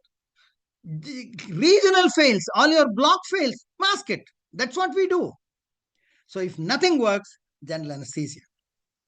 Now, one last word about after skin incision, what should be done? The first thing and the most important thing that you should do is stop the surgery. Because it is painful, don't allow the surgeon to continue with the surgery. Tell her stop, first thing. Second thing is reassure the patient. Tell her that you will take care of her pain, that there is some problem, that the spinal has not acted. I will take care of you. Don't worry about it. And stopping the surgery and reassuring the patient is very important. Now assess the nature of the pain here. If the pain is only a pressure symptom, in that case, you can do many things. Salvage the block, with how I told you earlier, local anesthetic infiltration, sedate with fentanyl, midazolam, and GA is the last choice. For example, if it is sharp pain, nothing less than general anesthetic can be given. Don't worry about it. Go ahead and give general anesthesia. Have a very, very low threshold for conversion to general anesthesia if it is after skin incision and the pain is a sharp pain. So you have various ways to manage if the spinal fails. Why general anesthesia is the first choice? Go ahead and do many things and then go do the general anesthesia. So this is the take-home message. I told you earlier itself, before skin incision, dural puncture, you can improve it by learning from your mistakes. Total failure, there is no sacral anesthesia. You can repeat the spinal, you can give an epidural, you can do a combined spinal epidural. Partial failure, you can salvage the block by many ways of salvaging, I told you. Repeat spinal is definitely a choice, or combined spinal epidural is the best choice.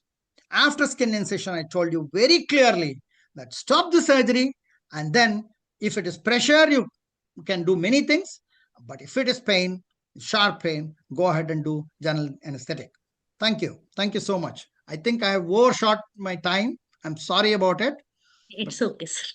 Thank you, sir. Now I request Manisha madam for What to add more? Nothing more to add, sir. It was an excellent lecture, excellent tips for troubleshooting for spinal anesthesia in day-to-day clinical practice. Thank you Nothing so more much, to ma'am. add, sir. It was, somebody mentioned it was a super duper lecture. Yes, yes, definitely it was a super duper lecture, sir. Thank you so much, ma'am. I am humbled. Sir. Dr. Thank you so Balaji much. Asegaonkar, sir. Sir, it was really a very nice lecture. Sir. And we were not knowing that failed spinal has got such a long history.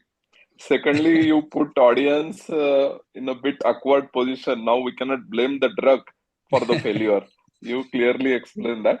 Otherwise, the lecture was, as Madam rightly told, it was too good. Means you explained everything so scientifically. I really appreciate, sir. Thank you very much. Thank you, sir. Thank you so much, sir. Thanks a lot. Thank you, sir. Dr. Shilpa, are you taking the questions? For the failed spinal, I think sir has explained all the queries also. Yeah, so the first question is, which is better for prolonging duration of neuraxial blockade, intrathecal dexmedetomidine or intrathecal morphine, and what dosages would you recommend? Garg sir and even Ravindra sir, any one of you. So when we say these two drugs, I want to clarify one important thing. One is opiate, one is non-opiate. Both have different mechanism of action and both has its own implication. When you give intrathecal morphine, remember it causes a lot of pruritus and it also causes urinary obstruction. So do not use in patients where usually you will not give general anesthesia and where the Foley's catheter is not being inserted routinely. So the prospect guidelines usually uses intrathecal morphine for patients who undergoes surgeries, major surgeries under general anesthesia with Foley's catheter, which is required for these patients because high incidence of urinary obstruction happens. The duration of action is definitely very good. It works for almost 18 to 24 hours. And the dose that is usually used is 4 to 7 micrograms per kg. For adult patient of say 60 kg, probably 250 to 300 micrograms preservative-free morphine can be used intrathecally. On the other hand, dexmedetomidine can be used for patients who are awake. It is not related to the occurrence of pruritus, itching, or urinary obstruction. It is a good adjuvant. It's usually used in the dose of 5 micrograms to 10 micrograms. But people have used lower dose because when you go for higher dose, 7.5 or 10, it causes hypotension and bradycardia. On the other hand, 5 micrograms appears to be safe. And a single dose of intrathecal dexmedetomidine can be given with the rider that this has not been approved for intrathecal use in India. So we have to be cautious using it. We have to take up appropriate approval before using it in a specific population. So these are the two ways of defining it. But if you want to use other adjuvants like fentanyl, they can be used in the dose of 20 to 25 micrograms. So your voice is as a cracking. single shot for intrathecal opiates. If it's a short-acting procedure. Can you come again with dose of fentanyl? Your voice is So cracking. you can use, is it better now, madam? Yeah. Yes, sir. Dose of fentanyl, you were saying. So it has lesser incidence of So your of voice is pruritus still cracking. and lesser. Hmm. So I said 20 grams can be used as bolus intrathecally.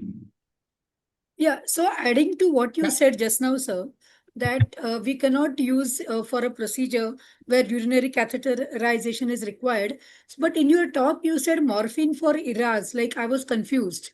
For ERAS procedures, you can, to avoid the intravenous opioid, you said we can use morphine intrathecally.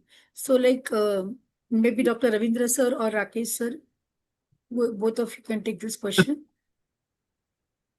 So when I say ERAS protocol, I specifically put it for major surgical procedures, major laparotomies or thoracotomies, where the patient will be into the ICUs for at least 24 to 48 hours and require general anesthesia. So there I'm talking about the ERAS protocols because we're evening and next morning. This is not a drug for daycare procedures. So daycare procedures or NORA procedures are different from the ERAS protocols. ERAS protocols also nowadays include major abdominal surgeries, major combined abdominal pelvic surgeries or abdominal thoracic surgeries. So for those procedures, ERAS protocols are being used, like for even for cytoreductive surgeries.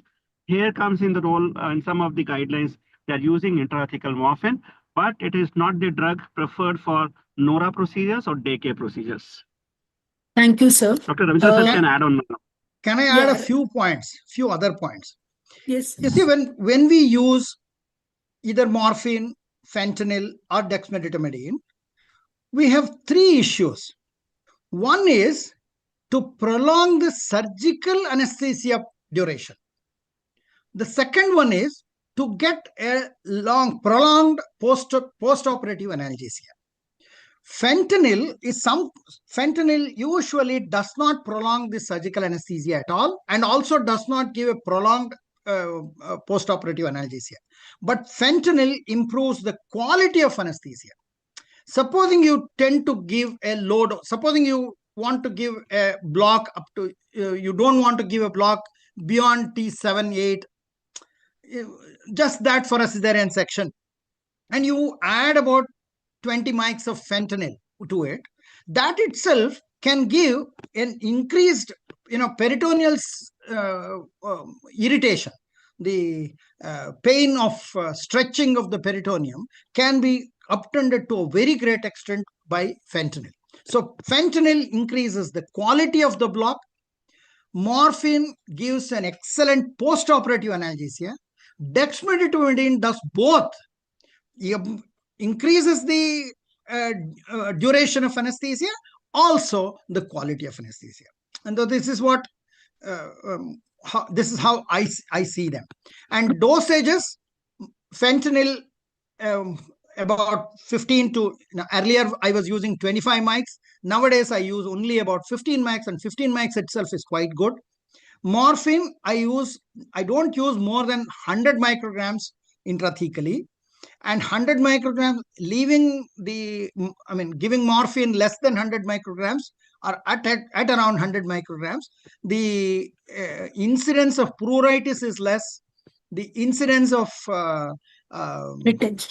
urinary retention is very little, and more pruritus is also less. That's about morphine. Dexmedetomidine, the dosage I use is only about 5 mics, and 5 mics does a wonder, really does wonders. Okay. 5 mics, I think, doesn't cause bradycardia and hypotension, but it prolongs. Does it prolong the surgical anesthesia? Yeah, the dexmedetomidine, 5 microgram. It does, to a certain extent. But you see, how much prolongation you require? Okay, fine. How much prolongation do you require? It's not much. But what you require is a post-operative analgesia. And it does give a fairly good post-op analgesia as well. Okay. Anytime the chairpersons can add. Dr. Paliwal wants to know what exactly is low-dose spinal anesthesia? For what sort of surgeries? Especially, are you talking about umbilical and lower limb surgeries only or anything else? When you say load, Rakesh sir, maybe you can take Rakesh, this. To be very frank, I think low dose spinal anesthesia was a conventional term. So there is nothing called dose as such if you think the dosing regimens. And we are not able to say that, for example, if you need anesthesia level up to the dermatomal T10 level, we cannot be very sure what would be the most appropriate doses because there are many factors which are available to this. Yes, certainly. Conventionally, if you see, this is usually combined with the so-called saddle block. And this is usually for inguinal and lower limb areas where you can give them the low dosages for these type of surgical procedures.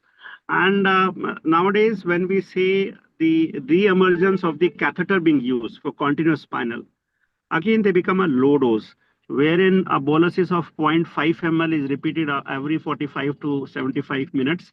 And the anesthesia level is maintained at that duration for lower abdominal and lower limb surgeries. So this may be combined as giving low dose, but repeated dosages administration via the catheters can be given. But conventionally, yes, I do agree. When we talk about the saddle block or the lower limb procedure, this can be done. Similarly, if we talk about the re-emergence of the thoracic spinal, which is again for last 2-3 years has come into a big picture in a selected population, people are still talking about that they're reducing the dosages. But then we are targeting about a particular dermatome which we want to block it. There is nothing called such terminology, but yes, the dose administration should be as per our the dermatomal requirement. So this is for primarily being done. yeah. So for lower limb surgeries, how much would you advocate? Suppose you're combining with epidural. Sorry to interrupt, sir. Like 2 cc or 10 milligram or. So if I say using hyperbaric 0.5%, if you're using it for anesthesia and analgesia, you can start with 1.5 if the patient is 5 feet 6 inches height, average build. 1.5 ml is sufficient. It will work for almost around half an hour to 75 minutes, and then epidural can be put up if it's a longer surgical procedures. Aliquot can be given. Again, putting the catheter at the lumbar area. Okay, sir. Ravindra sir, what would be the dose of dexmedetomidine for a LSCS? no, not patient? 5 micrograms to 10 micrograms. Many people use 10 mics. I use only 5 mics. So the next question someone has asked is, what vasopressor So would you? Dr. Shilpa, if I just add one thing about dexmedetomidine, if you see the population, whether IV use, nasal use, intrathecal use.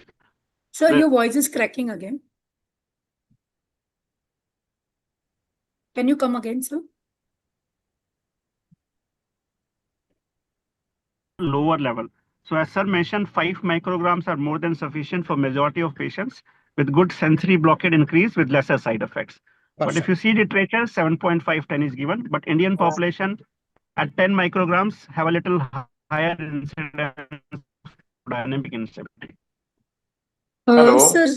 Hello. Avinash Hello. sir. Sir. Sir, I am always worried about the sterility of these adjuvant. So what about the sterility of these adjuvant drugs? Sir, I think most of the drugs are sterile. Whatever the ampules which are coming up, they are for intravenous use or intrathecal use. Yeah. They are sterile as well. Only concern morphine, we are using just So your voice unused. is not. So not to be used because that contamination will start it. In reusing it. No, we are not getting and use it sir. Since intrathecally the volume is so. So your voice is again cracking. We are not getting with you. Yes, sir. Ravindra sir, are you there? Paliwal Paliwal, sir. sir, you want to add something? Hello. Yes, Ah, thanks for yes, sir. involving. Nowadays, we are using dexmedetomidine day in and day out, right from the doses of 2 to 10 micrograms, and it prolongs the duration very nicely, almost 3-4 hours with a dose of just 10 milligrams. Okay. So you need to take the drug properly. What happens? It is just even a drop of more drug will prolong the duration very extensively, almost 5-6 hours. One person who added 25 micrograms, the effect lasted for almost 24 hours. So you need to be very careful while taking dexmedetomidine. Either you just rinse the syringe or take a BCG insulin or venometer syringe for proper calculation of the dose. It has a prolongation in a dose dependent manner, and also the side effects are dose dependent. So almost 2 to 10 micrograms, depending on the duration you want, you can add to the spinals. As compared to clonidine, it has a very less incidence of bradycardia and hypotension. Yes. So it's a very good additive. No nausea, no vomiting, no respiratory depression, and also opiate sparing analgesia for almost 24 hours. Very true. Yeah, the next question is actually not related to our today's topic, but vasopressor. What would you prefer if there is spinal hypotension in elderly and in LSCS? Ravindra sir? Yeah. See, this is a very interesting question. For a long time, when we were postgraduates, we were using mefentramin. And they were telling that ephedrine is a better choice. And of course, when I answer from the obstetric point of view. So please excuse me for that. They started telling use ephedrine, that is better. And then nowadays the phenylephrine has come. Phenylephrine has come, and that has taken over. And most of the times phenylephrine is a good drug. But if you see the recent literature on the spinal hypertension, especially the ones from Dr. Nyanki, so his opinion is that noradrenaline is a better choice. In pregnant or non-pregnant? Most of the times pregnant patients. Noradrenaline is a better choice. That's what he says, compared to phenylephrine also. But phenylephrine is a well accepted vasopressor, and I think phenylephrine should be used in most situations of hypertension. When you specifically want to avoid hypertension for a specific reason, in such situations, phenylephrine infusion can be used prophylactically also before the spinal hypertension actually takes place. And sir, what drugs would you prefer for a continuous spinal? Continuous spinal, I don't know. I have not done continuous spinals at all for a surgical procedure, except for labor analgesia. For labor analgesia, if there is a dural puncture, I thread in an epidural catheter intrathecally, and I use it as a continuous epidural spinal catheter. Can I have some inputs? There I have. Yeah. Yes, sir. Yeah. After he finished, sir, just wait. Okay, on continuous spinal. Yeah. Ravindra sir, you can continue. This is horrible. Except for labor analgesia, I have not used continuous spinal for any of the surgical procedures at all. So if there is anybody who can answer that question, please answer. Yeah, Paliwal sir. Yes, sir. Yes, sir. With the catheter in place, you have all the opportunity to use any drug, either isobaric, hypobaric, hyperbaric, depending on the need of the surgery. You just need to keep in mind the dead space of the intrathecal catheter. It is around 0.9 to 1 ml. The initial dose should be around 1 to 1.5 ml, so that 0.5 ml goes inside, 1 ml remains in the catheter. With 0.5 ml aliquots, you can give every 5 minutes till you achieve the desired levels. You can repeat the doses 0.5, 0.5, whatever drug you want, either isobaric, hyperbaric, depending on the surgical site and the duration you want. You can use only additives. You can use only drug, whatever you want. You have all the options available. So the effective drug you suggest is 0.5 ml initially. 0.5 ml aliquots every 5 minutes till the desired level is achieved. If you are not achieving the desired levels even after 15 minutes and 3 ml of the drug, then probably your intrathecal catheter is not properly placed. You can abandon the technique. This is the limit. Dr. Garg, sir, you want to add something? I think he's rightly said, and the repeat can be done approximately. The duration of effect will be somewhere around 45 minutes to 60 minutes, and you can repeat it 0.5 ml of drugs Yes. every around 45 to 60 minutes, Every 45 depending minutes. upon the response. Yeah. You can repeat 0.5 ml. Manisha regarding- madam and Sir. Alaji sir. Sorry. Dr. Garg, sir, you were saying something. Regarding the vasopressor, just to add on which Dr. Ravindra mentioned, even for non-obstetric patients, people were using ephedrine, but now the drug of choice is phenylephrine. And usually we are using aliquots of 50 to 100 micrograms, and wherein you suspect that this patient will be having sustained hypotension. In those situations, along with the aliquots, which is called push vasopressors during the spinal-induced hypertension, we can start with the phenylephrine infusion. And in case if it is not available, in those situations, you can use noradrenaline, but phenylephrine remains the drug of choice, even for non-obstetric patients. Yes. Okay, but I think Okay, we are still so using. Sir, Avinash sir. No, continue. I will ask after the. No, I was just saying we are still stuck with mephenteramine and ephedrine only. Like loading noradrenaline for a spinal hypotension. I don't. नाही होऊ शकत. I think Probably. we should use one first dose of mephenteramine, and then if hypertension continue, then you can use other drugs. Yeah. Because majority of time, if you see, it will be a transient hypotension. And when we are that's stuck up why. with preloading, co-loading, and all those things which have changed together, Yes. majority of time, if you give bolus of 200 to 50 ml, BP will pick up. To position the patient, it will pick up.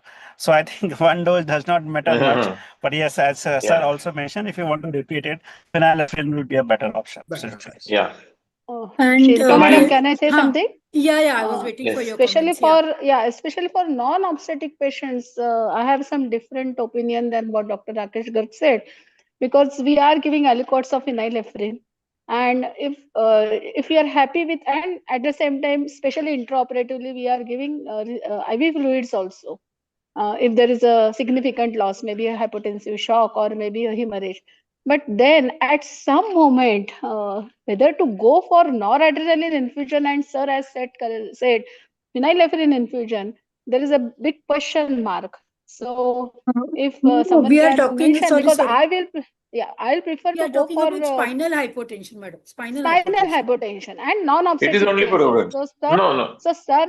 sir mentioned that even for non-obstetric cases, we can go for phenylephrine infusion. So there is a big question mark on this. So if somebody can enlighten or sir can enlighten, that will be wonderful, because usually we go for noradrenaline infusion rather than phenylephrine infusion, clinically when we are practicing. So this was with regards to the central neuraxial blockade induced hypertension. If you are talking about the other concerns, if it is hypertension because of blood loss and other factors, obviously the noradrenaline remains the first drug of choice, and then comes the phenylephrine as a second drug of choice. But where you're using central neuraxial blockade, intrathecal administration of the drugs, therein the aliquots of phenylephrine is the drug of concerns. Even for Yes, non-obstetrics. definitely. Yeah. Even for non-obstetrics. Yes. Yeah.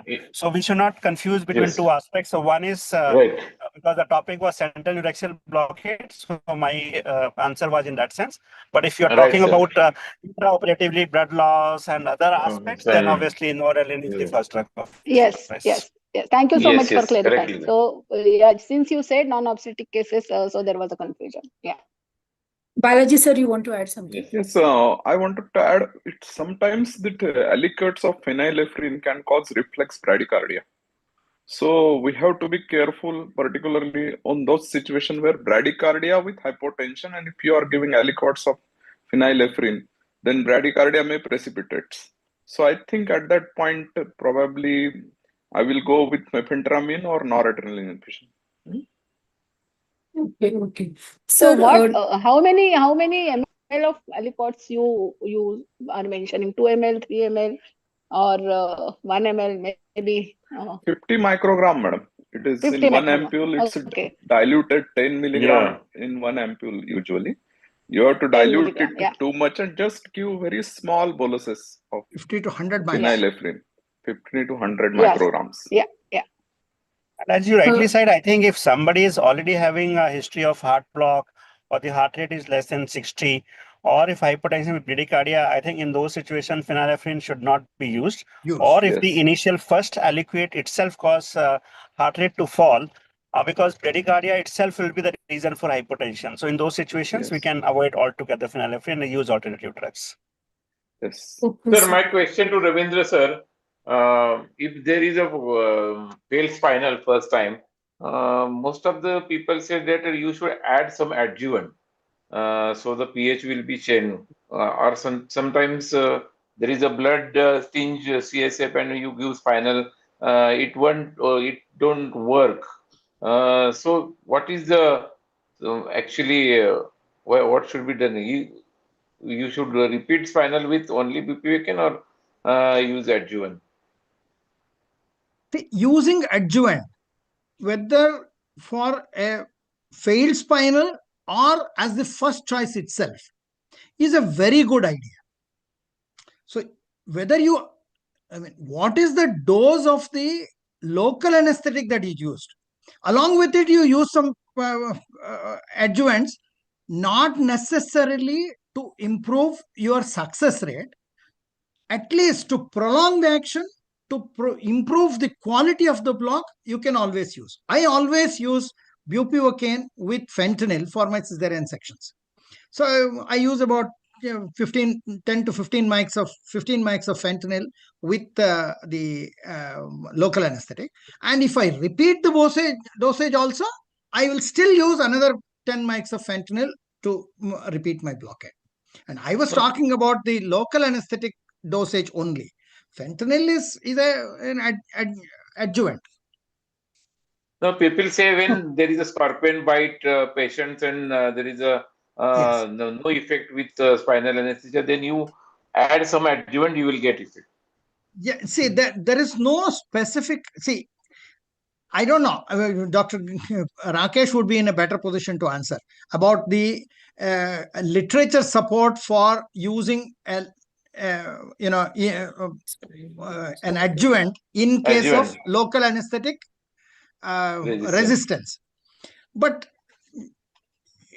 see, the local anesthetic does not act. If the local anesthetic does not act, the adjuvant will not act at all. It's only an adjuvant. The main drug is the local anesthetic. So if there is local anesthetic resistance, I have seen one case of a true local anesthetic resistance repeatedly for a dental extraction, for many things. There was no action of the local anesthetic at all. So only one true case of local anesthetic resistance. In that case, nothing works.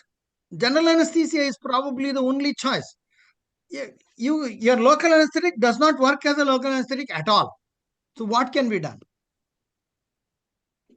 I don't know whether some other drugs, like you see, I have seen people using ketamine alone in spinal anesthesia, and I don't know how it works. I really don't know how it works. Can we change the drug? Like if you are using bupivacaine, can I use ropivacaine and check? You can always use, ma'am. That is not an issue at all.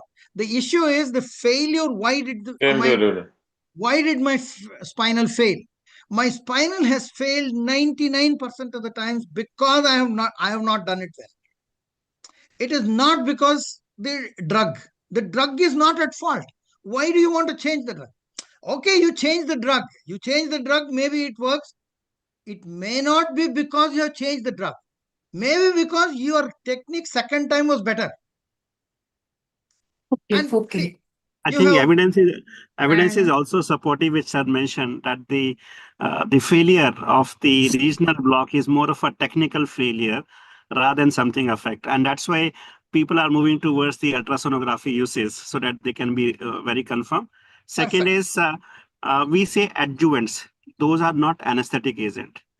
So if there is a possibility, a remote possibility of local anesthetic resistance, and even there have been some couple of cases reported where scorpion bite has been found to increase the LA resistance in, if they have a recent scorpion bites, it can lead to local anesthetic resistance.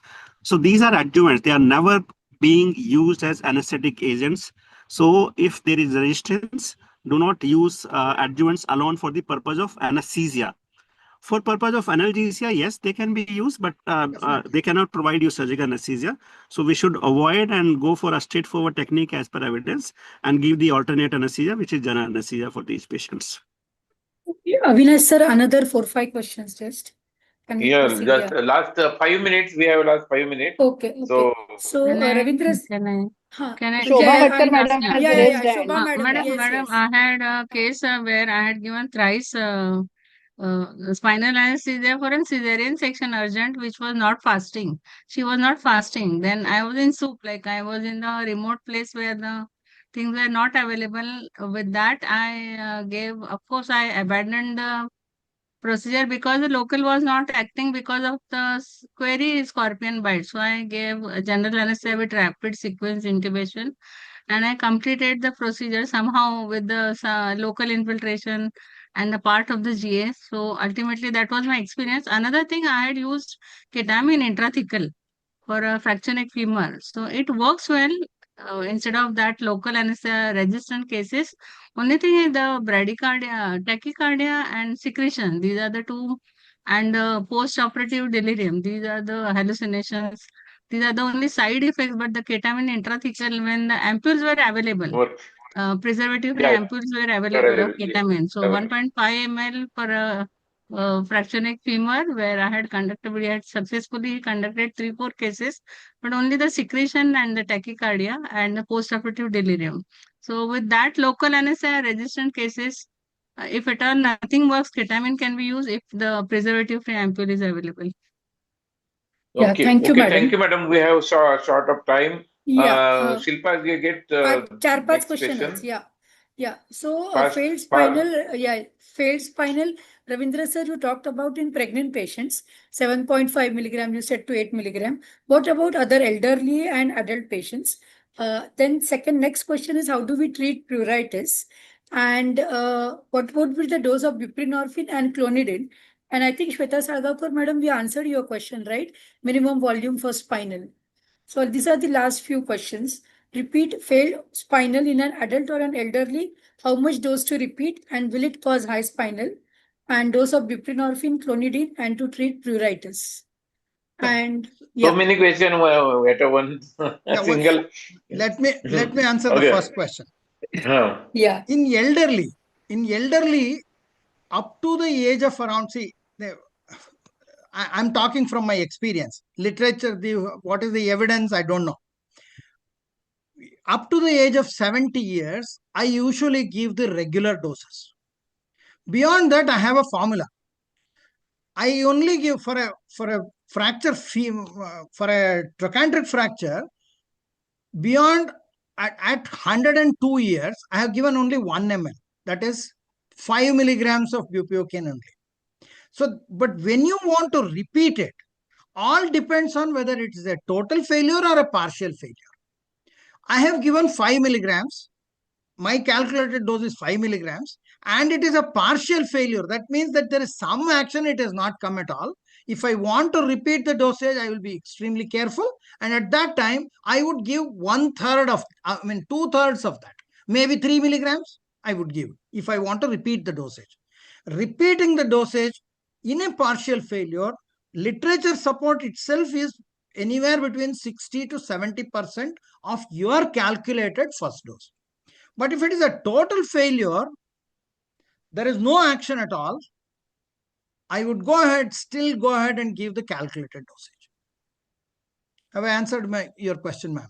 Yes. Sir, and regarding, is it related to the height? Do you calculate according to the height? And if you dilute with CSF, does the effect decrease?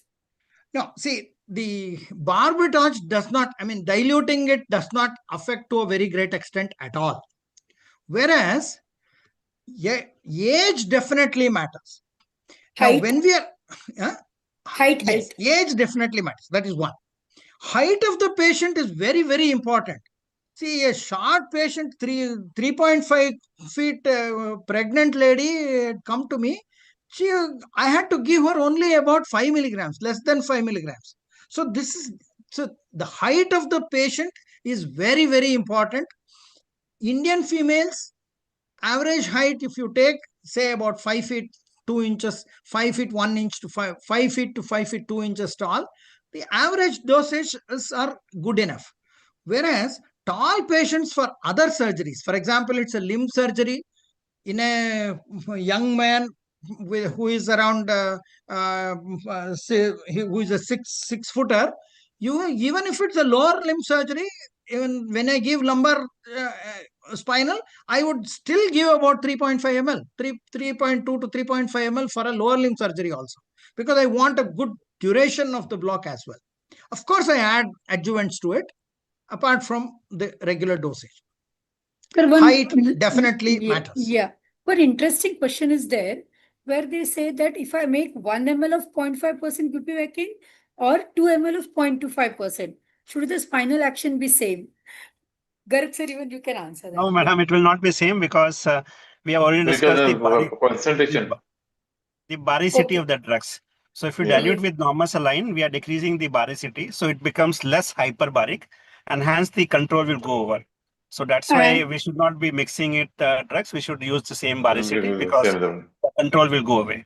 Yeah, Shweta madam. Sir, what about the 1 minute? What about the sir administering a portion of the total dose? That is, we are called fractionated method, or alternate splitting the total dose into two doses. That giving first dose of 1 ml, then after 40 to 60 minutes another 2 ml. Second. So yeah. So 60 seconds. what about your experience? Yeah, 60 minutes? Fractionated. Second. 60 to 90 seconds. Okay. 40 to 60 seconds. Seconds. I don't know. I'm not convinced with the idea at all. See, if you see the textbooks, if you see the standard teaching, it is the mass of the drug and the baricity. These two are the major effects major contributors for the level of the block as well as for the duration of the blockade. Of course, so the mass of the drug mainly. In fact, spinal usage, it is better not diluted at all. Spinal preparations are preparations, just that you have to use. And when you add the adjuvants also, the total volume that you are adding should be very little. So for that, your dilution should be very carefully made, and the volume is not changed to a very great extent. Its baricity is not changed. Its concentration is not changed of the original drug. So that becomes a very important issue. And they say the hemodynamically, the hemodynamical stability is more when you give the dose in divided portion. 60 seconds. Waiting for 60 shot seconds in the bolus. 40 to 60 seconds, even 90 seconds. There is a literature. They said you can wait for 90 seconds also, and then give remaining dose. Sir, I agree my ignorance. I don't know. I'm not sure about it at all. If you see the literature, there are 3 ways of giving the drugs: bolus, fractionated, which he mentioned every 45 seconds, and third is repeated aliquots, which we say to the epidural catheters after around 45 minutes or so. So I don't think when you are using the hyperbaric drug, if you are doing in a sitting position or a lateral position, because of the baricity, they tend to settle down towards if you're sitting position, they will settle down to lower side, and you will have an intense blockade. So if you give it repeated, but on the other hand, if you see the literature, the circulation of CSF volume is very fast. It's not a static area. CSF circulates from lower area to the hand area. So even if we get it will circulate above. So that's why the fractionated technique has not to be found very useful. But yes, I do agree that it will give intense blockade, and the level will not rise much because it will settle down on the dependent area.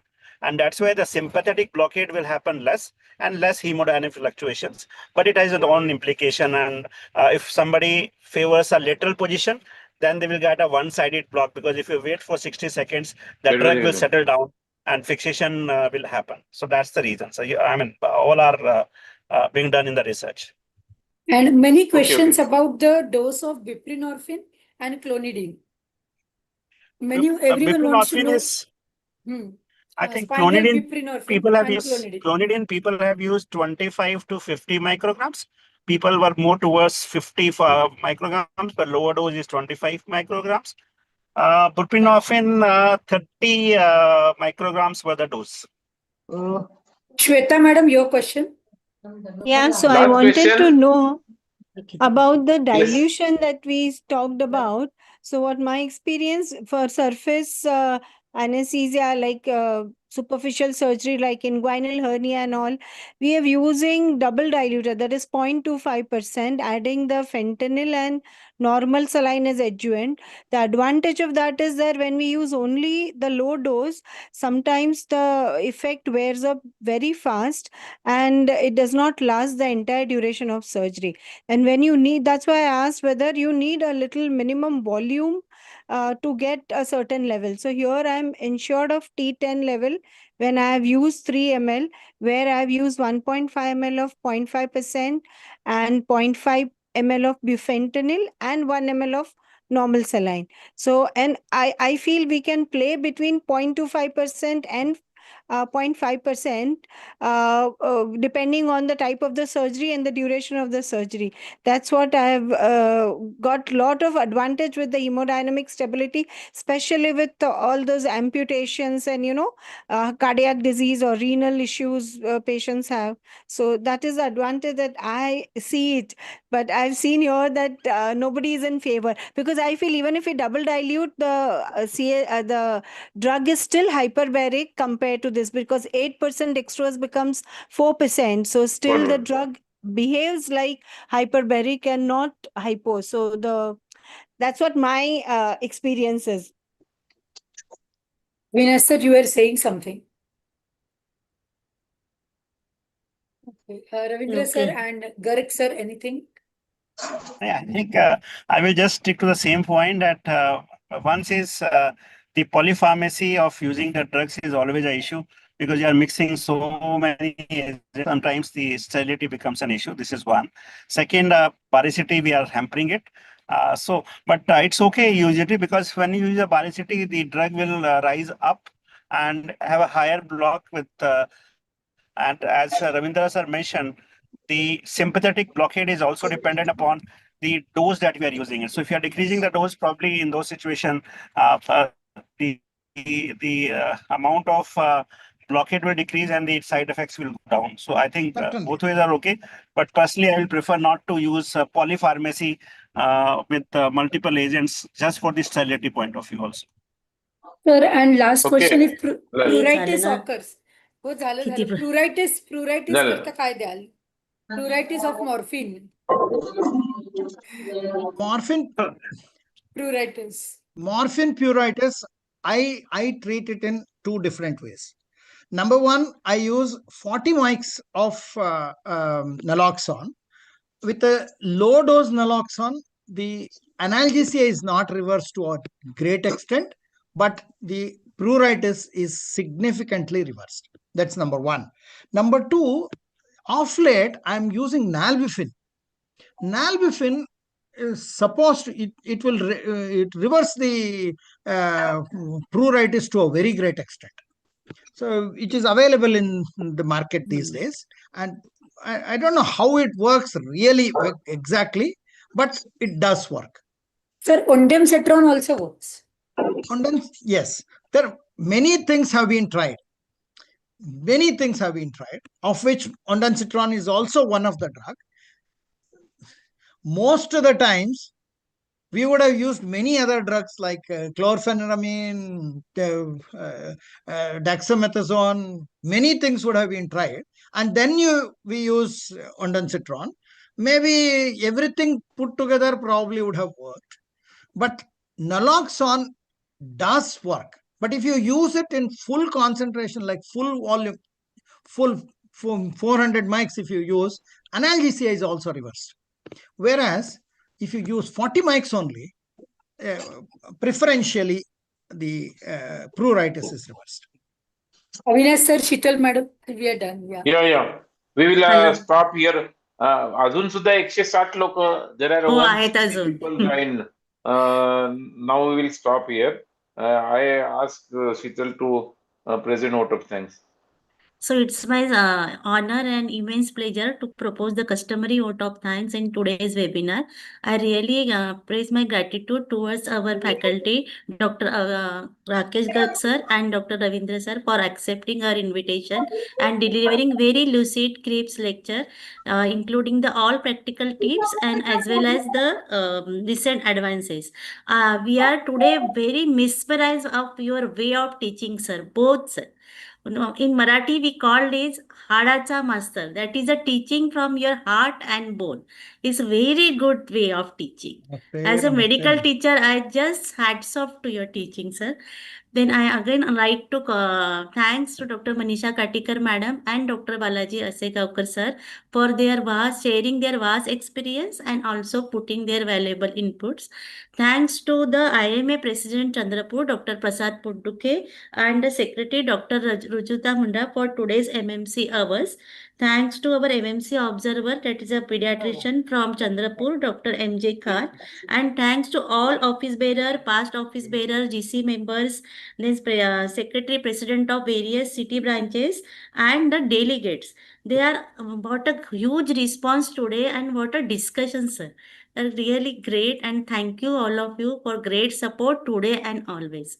So thank you very much.